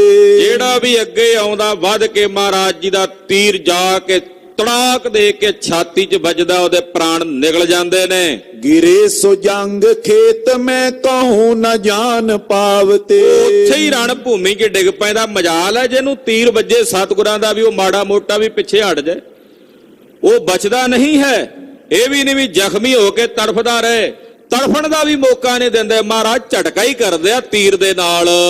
ਗੁਰੂ ਗੋਬਿੰਦ ਸਿੰਘ ਜੀ ਬਿਲੰਦ ਕੋ ਪਤਾਰਿਓ। ਸ੍ਰੀ ਗੁਰੂ ਗੋਬਿੰਦ ਸਿੰਘ ਸਾਹਿਬ ਜੀ ਮਹਾਰਾਜ ਇਸ ਵੇਲੇ ਪੂਰਨ ਵੀਰ ਰਸ ਦੇ ਰੂਪ ਦੇ ਵਿੱਚ ਬੈਠੇ ਨੇ। ਭੌਹਾਂ ਚੜੀਆਂ ਹੋਈਆਂ ਬਾਜਾਂ ਵਾਲੇ ਪ੍ਰੀਤਮ ਚੋਜੀ ਦੀਆਂ ਚੋਣ ਇੱਕ ਬਚਨ ਨਾਲ ਸਾਰਿਆਂ ਨੂੰ ਮਾਰ ਸਕਦੇ ਹਨ, ਪਰ ਮੇਰੇ ਸਾਹਿਬ ਮਾਨਵੀ ਲੀਲਾ ਦਾ ਠਾਠ ਰਚ ਕੇ ਆਪਣੇ ਖਾਲਸੇ ਨੂੰ ਤਿਆਰ ਬਰ ਤਿਆਰ ਕਰ ਰਹੇ ਨੇ। प्रहार बृंद बान को समूह वीर मारियो। ਆਪਣੇ ਅਨੇਕਾਂ ਤੀਰ ਚਲਾ ਕੇ ਗਰੀਬ ਨਵਾਜ ਪਾਤਸ਼ਾਹ ਜਿਹੜਾ ਵੀ ਸਮੁਦਾਇ ਆਉਂਦਾ ਨੇੜੇ ਫੌਜਾਂ ਦਾ, ਜੇ ਕੋਈ ਪਹਾੜੀ ਰਾਜਿਆਂ ਦਾ, ਉਹ ਤਾਂ ਵੈਸੇ ਹੀ ਪਿੱਛੇ ਡਰ ਡਰ ਕੇ ਲੜਦੇ ਆ। ਇਹ ਹਾਲੇ ਪਹਿਲੀ ਵਾਰ ਆਏ ਨੇ ਗੁਰੂ ਖਾਲਸੇ ਨਾਲ ਲੜਨ ਵਾਸਤੇ, ਇਦਾਂ ਕਹਿ ਸਕਦੇ ਆ। ਪਹਿਲਾਂ ਝੜਪ ਹੋਈ ਆ ਇਹਨਾਂ ਦੀ, ਪੈਂਡੇ ਖਾਂ ਦੇ ਸਮੇਤ ਆਏ ਸਨ, ਪਰ ਹੁਣ ਪਹਿਲਾਂ ਬਹੁਤੇ ਕਰੜੇ ਹੱਥ ਵੇਖੇ ਨਹੀਂ ਸਾਰੇ ਇਹਨਾਂ ਨੇ। ਹੁਣ ਵੇਖਿਆ ਖਾਲਸੇ ਦੇ ਹੱਥ ਜਿਹੜੇ ਆਉਂਦੇ ਨੇ ਅੱਗੇ ਵੱਧ ਕੇ ਉਹਨਾਂ ਨੂੰ ਨਾਲ ਹੀ ਸੁੱਟ ਲੈਂਦੇ ਹਨ। परे तो रंग सैंकरे सौर हेठ ऊपरे। ਕਈ ਘੋੜੇ ਡਿੱਗ ਪਏ ਤੇ ਸੂਰਮੇ ਥੱਲੇ ਹੀ ਆ ਕੇ ਮਰ ਗਏ। ਘੋੜੇ ਡਿੱਗਦੇ ਨੇ ਤੇ ਸੂਰਮੇ ਥੱਲੇ ਆ ਕੇ ਮਾਰੇ ਗਏ, ਪੈਰਾਂ ਥੱਲੇ ਲਤਾੜੇ ਗਏ ਕਈ ਘੋੜਿਆਂ ਦੇ। विशाल श्रोण चालियो बह्यो प्रवार ऊपरे। ਬਹੁਤ ਜ਼ਿਆਦਾ ਖੂਨ ਦੀਆਂ ਤਤੀਰੀਆਂ ਵਹਿ ਟੁਰੀਆਂ ਨੇ, ਖੂਨ ਦੇ ਪਤਨਾਲੇ ਜਿਵੇਂ ਵਹਿੰਦੇ ਨੇ ਇਦਾਂ ਵਹਿ ਟੁਰੇ ਨੇ। ਇਦਾਂ ਜਾਪਦਾ ਜਿਵੇਂ ਕੋਈ ਨਦੀ, ਕੋਈ ਦਰਿਆ ਉਹ ਖੂਨ ਦੇ ਵਹਾਵ ਨਾਲ ਵਹਿ ਟੁਰਿਆ ਹੋਵੇ। ਭਾਈ ਸੁਲੋਥ ਪੋਥ ਨਾ ਬੰਦੂਕ ਬ੍ਰਿੰਦ ਬਾਜੀਆ। ਲੋਥਾਂ ਦੇ ਉੱਤੇ ਲੋਥਾਂ ਡਿੱਗੀਆਂ ਪਈਆਂ ਨੇ, ਲੋਥਾਂ ਦੇ ਨਾਲ ਹਥਿਆਰ ਡਿੱਗੇ ਪਏ ਨੇ, ਪਰ ਬੰਦੂਕਾਂ ਫਿਰ ਵੀ ਚੱਲ ਰਹੀਆਂ। ਹਾਲੇ ਲੜਾਈ ਕੇਵਲ ਬੰਦੂਕਾਂ ਦੀ, ਗੋਲੀਆਂ ਦੀ ਤੇ ਤੀਰਾਂ ਦੀ ਚੱਲ ਰਹੀ ਹੈ। ਹਾਲੇ ਤਲਵਾਰਾਂ ਤੇ ਢਾਲਾਂ ਤੇ ਨੇਜਿਆਂ ਬਰਛਿਆਂ ਦੀ ਲੜਾਈ ਨਹੀਂ ਚੱਲੀ, ਕੇਵਲ ਬੰਦੂਕਾਂ ਤੇ ਤੀਰਾਂ ਦੀ ਜਿਹੜੀ ਲੜਾਈ ਆ ਉਹੀ ਚੱਲ ਰਹੀ ਹੈ। ਸੋਹੇਲ ਚਾਲ ਖਾਲਸਾ ਨਾ ਏਕ ਪੈਰ ਭਾਜਿਆ। ਕਿੱਡੇ ਜ਼ੋਰ ਦਾ ਹੱਲਾ ਹੋਵੇਗਾ ਮਲੇਛਾਂ ਦਾ, ਪਰ ਖਾਲਸੇ ਨੇ ਆਪਣਾ ਪੈਰ ਟਸ ਤੋਂ ਮਸ ਕਰਕੇ ਪਿੱਛੇ ਨਹੀਂ ਕੀਤਾ, ਉੱਥੇ ਹੀ ਖਲੋਤੇ ਅੜੇ ਰਹੇ। ਗੱਡ ਦਿੱਤੇ ਨਾ, ਜਿਵੇਂ ਜ਼ਮੀਨ 'ਚ ਕੋਈ ਝੰਡਾ ਗੱਡ ਦੇਈਦਾ, ਨਿਸ਼ਾਨ ਗੱਡ ਦੇਈਦਾ, ਏਦਾਂ ਪੈਰ ਗੱਡ ਕੇ ਰੱਖੇ ਖਾਲਸੇ ਨੇ, ਸਿੰਘ ਪਿੱਛੇ ਨਹੀਂ ਹਟੇ। ਹਜ਼ਾਰ ਹੂੰ ਪ੍ਰਹਾਰ ਕੈ ਥਿਰੇ ਸੋ ਮੋਰ ਚਾਨ ਮੈਂ। ਹਜ਼ਾਰਾਂ ਨੂੰ ਮਾਰਨ ਤੋਂ ਬਾਅਦ ਵੀ ਸਿੰਘ ਮੋਰਚਿਆਂ 'ਚ ਉਸੇ ਤਰ੍ਹਾਂ ਤਿਆਰ ਬਰ ਤਿਆਰ ਖੜੇ ਨੇ। ਜਿੰਨੇ ਆਉਂਦੇ ਨੇ ਉਹਨਾਂ ਨੂੰ ਛੱਡ ਦਿੰਦੇ ਆ, ਅਗਲਿਆਂ ਨੂੰ ਮਾਰਨ ਲਈ ਫਿਰ ਤਿਆਰ ਹੋ ਜਾਂਦੇ ਹਨ। ਪ੍ਰਹਾਰੀਏ ਪ੍ਰਬੁੱਧ ਆਰ ਨ ਰਹੇ ਗੁਮਾਨ ਮੈਂ। ਔਰ ਇਹੋ ਜਿਹਾ ਪ੍ਰਹਾਰ ਕੀਤਾ ਪ੍ਰਬੁੱਧ ਦੇ ਨਾਲ ਕਿ ਜਿਹੜੇ ਗੁਮਾਨ ਨਾਲ, ਹੰਕਾਰ ਨਾਲ ਆ ਰਹੇ ਸੀ, ਉਹਨਾਂ ਦੇ ਗੁਮਾਨ ਚਕਨਾ ਚੂਰ ਕਰਕੇ ਰੱਖ ਦਿੱਤੇ ਖਾਲਸੇ ਨੇ। ਜਿਨ੍ਹਾਂ ਨੂੰ ਬੜਾ ਗਰੂਰ ਸੀ, ਅਸੀਂ ਪਠਾਨ ਹੁੰਨੇ ਆ, ਅਸੀਂ ਛਤਰੀ ਹੁੰਨੇ ਆ, ਅਸੀਂ ਗਿਲਜੇ ਹੁੰਨੇ ਆ, ਸਾਡੇ ਪਿਓ ਦਾਦੇ ਪੜਦਾਦੇ ਜੰਗ ਯੁੱਧ ਲੜਦੇ ਰਹੇ ਨੇ, ਇਹਨਾਂ ਕੀ ਲੜਨਾ। ਇਹ ਤਾਂ ਗੁਰੂ ਸਾਹਿਬ ਜੀ ਨੇ ਪਤਾ ਨਹੀਂ ਕਿਹੜੀਆਂ ਕਿਹੜੀਆਂ ਜਾਤੀਆਂ ਬਰਾਦਰੀਆਂ ਦੇ ਬੰਦੇ ਇਕੱਠੇ ਕੀਤੇ ਆ। ਇਹੋ ਜਿਹਾ ਗਰੂਰ ਕਰਕੇ ਹੰਕਾਰ ਨਾਲ ਜਿਹੜੇ ਆ ਰਹੇ ਸਨ, ਜਦੋਂ ਖਾਲਸੇ ਨੇ ਅੱਗੋਂ ਜੰਗ ਕੀਤਾ ਨਾ, ਇੱਕਦਮ ਉਸੇ ਵੇਲੇ ਇਹਨਾਂ ਦੇ ਗਰੂਰ ਮਿਟ ਗਏ। ਏਦਾਂ ਵੀ ਲੜਾਈ ਹੁੰਦੀ ਹੈ, ਏਦਾਂ ਵੀ ਜੰਗ ਹੁੰਦਾ ਹੈ, ਏਦਾਂ ਵੀ ਕੋਈ ਗੋਲੀਆਂ ਮਾਰਦੇ ਆ। ਵੇਖ ਵੇਖ ਕੇ ਦੰਗ ਹੁੰਦੇ ਆ। ਜਦੋਂ ਸਤਿਗੁਰਾਂ ਦਾ ਚੱਲਦਾ ਤੀਰ ਦਸਾਂ ਨੂੰ ਸੁੱਟਦਾ, ਕਹਿੰਦੇ ਆਹ ਕੀ ਚੀਜ਼ ਆਉਂਦੀ ਆ ਬੜੀ ਤੇਜ਼ੀ ਨਾਲ, ਕਈਆਂ ਨੂੰ ਪਰੋ ਕੇ ਨਿਕਲ ਜਾਂਦੀ ਹੈ। ਤੀਰ ਚੁੱਕ, ਉਹ ਤੀਰ ਚੁੱਕ ਕੇ ਜਦੋਂ ਵੇਖਦੇ ਹੈਰਾਨ ਹੋ ਜਾਂਦੇ ਨੇ ਵੀ ਆਹ ਤੀਰ ਅੱਜ ਦੇ ਸਮੇਂ 'ਚ ਕੋਈ ਇਹੋ ਜਿਹਾ ਤੀਰ ਵੀ ਚਲਾ ਸਕਦਾ। ਹੈਰਾਨੀ ਹੁੰਦੀ ਆ ਉਹਨਾਂ ਨੂੰ, ਜਿੰਨਾ ਇਹਨਾਂ ਦਾ ਗਰੂਰ ਸੀ, ਹੰਕਾਰ ਸੀ ਵੱਡਿਆਂ ਮੁਗਲਾਂ ਦਾ, ਉਹ ਹੰਕਾਰ ਇਹਨਾਂ ਦਾ ਚਕਨਾ ਚੂਰ ਹੋ ਗਿਆ। ਮਚਿਓ ਕਮੰਡ ਦਾਰੁਣਾ ਕਹਾਂ ਲਗੇ ਸੁਨਾਈਏ। ਬੜਾ ਭਿਆਨਕ ਕਮੰਡ ਦਾਰੁਣ ਜੰਗ ਮਚਿਆ। ਮਹਾਕਵੀ ਭਾਈ ਸੰਤੋਖ ਸਿੰਘ ਸਾਹਿਬ ਕਹਿੰਦੇ, ਮੈਂ ਕਿੱਥੋਂ ਤੱਕ ਵਰਣਨ ਕਰਕੇ ਸੁਣਾਵਾਂ। ਭਾਈ ਸਾਹਿਬ ਤਾਂ ਪ੍ਰਤੱਖ ਦਰਸ਼ਨ ਕਰ ਰਹੇ ਨੇ, ਖਲੋਤੇ ਉੱਥੇ ਜੰਗ ਮੌਜੂਦ ਨੇ। ਸ਼ਾਇਦ ਉਹਨਾਂ ਸ਼ਹੀਦਾਂ ਵਿੱਚੋਂ ਹੀ ਕੋਈ ਸ਼ਹੀਦ ਸਨ ਭਾਈ ਸੰਤੋਖ ਸਿੰਘ, ਜਿਹੜੇ ਉਸ ਜੰਗ ਦੇ ਵਿੱਚ ਕੀ ਪਤਾ ਹਾਜ਼ਰ ਹੋਣ ਤੇ ਦੁਬਾਰਾ ਮੰਗ ਕੇ ਲਿਆ ਹੋਵੇ ਜਨਮ। ਮਹਾਰਾਜ ਮੈਂ ਤੁਹਾਡੀ ਕਥਾ ਵਰਣਨ ਕਰਾਂ, ਸ਼ਾਇਦ ਤਦ ਹੀ ਅੱਖੀਂ ਵੇਖਿਆ ਹਾਲ ਬਿਆਨ ਹੋ ਰਿਹਾ ਹੈ। ਰਹੇ ਲਗਾਏ ਓਜ ਮੂਡ ਨਾ ਕਛੂ ਬਸਾਈਏ। ਪੂਰਖ ਜੋਰ ਲਾ ਹਟੇ, ਤਾਣ ਲਾ ਹਟੇ ਆਪਣਾ, ਪਰ ਉਹਨਾਂ ਦਾ ਕੋਈ ਜ਼ੋਰ ਨਹੀਂ ਚੱਲ ਸਕਿਆ। ਚੱਲਦਾ ਕਿਵੇਂ? ਇਧਰ ਕਲਗੀਆਂ ਵਾਲੇ ਪਾਤਸ਼ਾਹ ਖਾਲਸੇ ਦੇ ਸਿਰ ਤੇ ਖੜੇ ਹਨ, ਤੇ ਜਿਸ ਦੇ ਹੋਵੇ ਵੱਲ ਸੋ ਕਦੇ ਨਾ ਹਾਰਦਾ। ਜਿਸ ਵੱਲ ਸਤਿਗੁਰੂ ਸੱਚੇ ਪਾਤਸ਼ਾਹ ਖਲੋਤੇ ਹੋਣ, ਉਹਨੂੰ ਕੌਣ ਹਰਾ ਸਕਦਾ ਹੈ, ਕੌਣ ਖਤਮ ਕਰ ਸਕਦਾ ਹੈ। ਪ੍ਰਭਾਜ ਸਾਰ ਸਾਰ ਸੰਗ ਡੇਢ ਜਾਮ ਬੀਤਿਓ। ਤਕਰੀਬਨ ਸਾਰਾ ਦਿਨ ਜੰਗ ਦੇ ਵਿੱਚ ਡੇਢ ਪਹਿਰ ਜੰਗ ਚੱਲਿਆ ਲਗਾਤਾਰ। ਦੁਪਹਿਰ ਦੇ ਵੇਲੇ ਜੰਗ ਸ਼ੁਰੂ ਹੋਇਆ, ਡੇਢ ਪਹਿਰ ਲਗਾਤਾਰ ਗੋਲੀਆਂ ਤੀਰ ਇੰਨੇ ਚੱਲੇ ਵੀ ਗਿਣਤੀ ਨਹੀਂ ਹੋ ਸਕਦੀ। हजार हूँ खपाए वीर पाहंकार रीतियो। ਔਰ ਹਜ਼ਾਰਾਂ ਹੀ ਸੂਰਮੇ ਮਲੇਛਾਂ ਦੇ ਮਾਰ ਕੇ ਸੁੱਟ ਦਿੱਤੇ ਨੇ, ਜਿਨ੍ਹਾਂ ਦਾ ਹੰਕਾਰ, ਰੀਤਿਓ ਦਾ ਮਤਲਬ ਹੰਕਾਰ ਤੋਂ ਖਾਲੀ ਹੋ ਗਏ, ਉਹਨਾਂ ਅੰਦਰ ਲੜਨ ਦਾ ਹੰਕਾਰ ਨਹੀਂ ਰਿਹਾ। अथयो सिधाए मार तंड बारनी दिशान को। ਮਾਰਨੀ ਕਹਿੰਦੇ ਆ ਪੱਛਮ ਦਿਸ਼ਾ ਵਿੱਚ ਜਦੋਂ ਸੂਰਜ ਛੁਪਿਆ, ਸੰਧਿਆ ਦਾ ਵੇਲਾ ਹੋ ਗਿਆ। प्रकाश मंद होत पा अंधेर मोह प्यान को। ਰੋਸ਼ਨੀ ਮੱਧਮ ਪਈ ਤੇ ਹਨੇਰਾ ਤਮ ਛਾਣ ਲੱਗਾ। मिटे सो आप आप को हटे प्रबीर हूट के। ਹੁਣ ਯੁੱਧ ਦੀ ਸਮਾਪਤੀ ਹੋ ਗਈ, ਸਾਰੇ ਵੀਰ ਯੋਧੇ ਪਿੱਛੇ ਪਿੱਛੇ ਆਪੋ ਆਪਣੀਆਂ ਥਾਵਾਂ ਨੂੰ ਹਟਣ ਲੱਗੇ ਨੇ, ਕਿਉਂਕਿ ਹਨੇਰੇ ਵਿੱਚ ਲੜਨ ਦੀ ਮਰਿਆਦਾ ਨਹੀਂ ਸੀ ਉਸ ਵੇਲੇ ਸੰਧਿਆ ਸਮੇਂ, ਤੋ ਇਸ ਪ੍ਰਕਾਰ ਨਾਲ ਪਿੱਛੇ ਪਿੱਛੇ ਹਟਣ ਲੱਗੇ ਹਨ। गुरु विशाल सूर मारयो मवास झूठ के। ਜਾਂਦਿਆਂ ਜਾਂਦਿਆਂ ਕਹਿੰਦੇ ਵਜੀਦੇ ਦੇ ਨਾਲ ਦੇ ਜਿਹੜੇ ਮੁਗਲ ਪਠਾਨ ਦੇ ਵਜ਼ੀਰ ਸੈਨਾਪਤੀ ਕਹਿੰਦੇ, ਗੁਰੂ ਬੜਾ ਸੂਰਮਾ ਬਈ, ਏਡਾ ਸੂਰਮਾ, ਅੱਜ ਫੇਰ ਇੰਨਾ ਹਮਲਾ ਕੀਤਾ, ਇੰਨਾ ਜੰਗ ਕੀਤਾ, ਉਹਨਾਂ ਦਾ ਫੜਨਾ ਤਾਂ ਕਿਤੇ ਪਾਸੇ ਰਿਹਾ, ਸਾਨੂੰ ਨੇੜੇ ਨਹੀਂ ਲੱਗਣ ਦਿੱਤਾ, ਉਹਨਾਂ ਨੂੰ ਪਕੜਨਾ ਤਾਂ ਕਿਤੇ ਦੂਰ ਰਿਹਾ। दोहरा डेरा की नस दल सकल श्रमत अंग लार जंग। ਸਾਰੀਆਂ ਫੌਜਾਂ ਨੇ ਡੇਰਾ ਕੀਤਾ ਔਰ ਤਿਆਰ ਬਰ ਤਿਆਰ ਹੋ ਕੇ ਇਸ ਪ੍ਰਕਾਰ ਨਾਲ ਜਦੋਂ ਜੰਗ ਕਰਕੇ ਹਟ ਗਏ, ਥੱਕੇ ਹੋਏ ਨੇ ਸਾਰੇ ਦਿਨ ਦੇ ਜੰਗ ਲੜਦਿਆਂ, ਤੋ ਆਪੋ ਆਪਣੇ ਟਿਕਾਣਿਆਂ ਦੇ ਉੱਤੇ ਆ ਕੇ ਮੂੰਹ ਹੱਥ ਧੋ ਕੇ ਇਸ਼ਨਾਨ ਪਾਨ ਕਰਨ ਲੱਗੇ। खान पान के करन हित उतरे वीर सो संग। ਲੰਗਰ ਪ੍ਰਸ਼ਾਦਾ ਤਿਆਰ ਹੋਇਆ, ਭੋਜਨ ਛਕਣ ਵਾਸਤੇ ਸਿੰਘ ਵਾਰੋ ਬੇਰੀ ਛਕਦੇ, ਮੋਰਚਿਆਂ ਵਿੱਚ ਵੀ ਬੈਠੇ ਨੇ ਸਿੰਘ ਵਾਰੋ ਬੇਰੀ, ਫਿਰ ਉਹਨਾਂ ਨੂੰ ਭੇਜਦੇ ਐ। ਏਦਾਂ ਮੋਰਚਾ ਬੰਦੀ ਹੋ ਗਈ ਆ, ਰਾਤ ਪੈ ਚੁੱਕੀ ਹੈ, ਤਮ ਛਾ ਗਿਆ ਹੈ। ਮਹਾਰਾਜ ਗੁਰੂ ਕਲਗੀਧਰ ਪਾਤਸ਼ਾਹ ਜੀ ਦਾ ਪਵਿੱਤਰ ਪਾਵਨ ਇਤਿਹਾਸ ਅਗਲਿਆਂ ਪ੍ਰਸੰਗਾਂ ਚ ਆਪ ਜੀ ਸਰਵਣ ਕਰੋਗੇ। ਅੱਜ ਜਗਤ ਗੁਰੂ ਧੰਨ ਧੰਨ ਸ੍ਰੀ ਗੁਰੂ ਨਾਨਕ ਦੇਵ ਸਾਹਿਬ ਜੀ ਮਹਾਰਾਜ ਜੀ ਦਾ ਜੋਤੀ ਜੋਤ ਦਿਵਸ ਦਿਹਾੜਾ ਹੈ। ਅੱਜ ਦੇ ਦਿਨ ਸ੍ਰੀ ਕਰਤਾਰਪੁਰ ਸਾਹਿਬ ਦੀ ਪਾਵਨ ਪਵਿੱਤਰ ਧਰਤੀ ਤੇ ਜਗਤ ਗੁਰੂ ਪਾਤਸ਼ਾਹ ਜੀ ਨੇ ਚੋਜ ਵਰਤਾਇਆ। ਗਰੀਬ ਨਵਾਜ ਪਾਤਸ਼ਾਹ ਜੋਤੀ ਜੋਤ ਸਮਾ ਗਏ। ਸਾਹਿਬਾਂ ਦੇ ਜੋਤੀ ਜੋਤ ਸਮਾਵਣ ਤੋਂ ਬਾਅਦ ਇੱਕ ਵਿਵਾਦ ਚੱਲਿਆ ਹਿੰਦੂਆਂ ਤੇ ਮੁਸਲਮਾਨਾਂ ਵਿੱਚ ਕਿ ਅਸੀਂ ਗੁਰੂ ਸਾਹਿਬ ਦਾ ਸਰੀਰ ਆਪਣੇ ਮੁਤਾਬਕ ਚਲਾਉਣਾ ਹੈ, ਪਰ ਮੇਰੇ ਪਾਤਸ਼ਾਹ ਨੇ ਉਹ ਵਾਦ ਖਤਮ ਕਰਦਿਆਂ ਸਰੀਰ ਵੀ ਅਲੋਪ ਕਰ ਦਿੱਤਾ। ਐਸੇ ਦੀਨ ਦਿਆਲ ਮਾਲਕ ਸਤਿਗੁਰੂ ਧੰਨ ਸ੍ਰੀ ਗੁਰੂ ਨਾਨਕ ਦੇਵ ਸਾਹਿਬ ਜੀ ਮਹਾਰਾਜ ਜੀ ਦੇ ਜੋਤੀ ਜੋਤ ਦਿਵਸ ਤੇ ਗੁਰਦੇਵ ਦੇ ਚਰਨਾਂ ਵਿੱਚ ਕੋਟੀ ਕੋਟੀ ਪ੍ਰਣਾਮ ਹੈ, ਨਮਸਕਾਰ ਹੈ।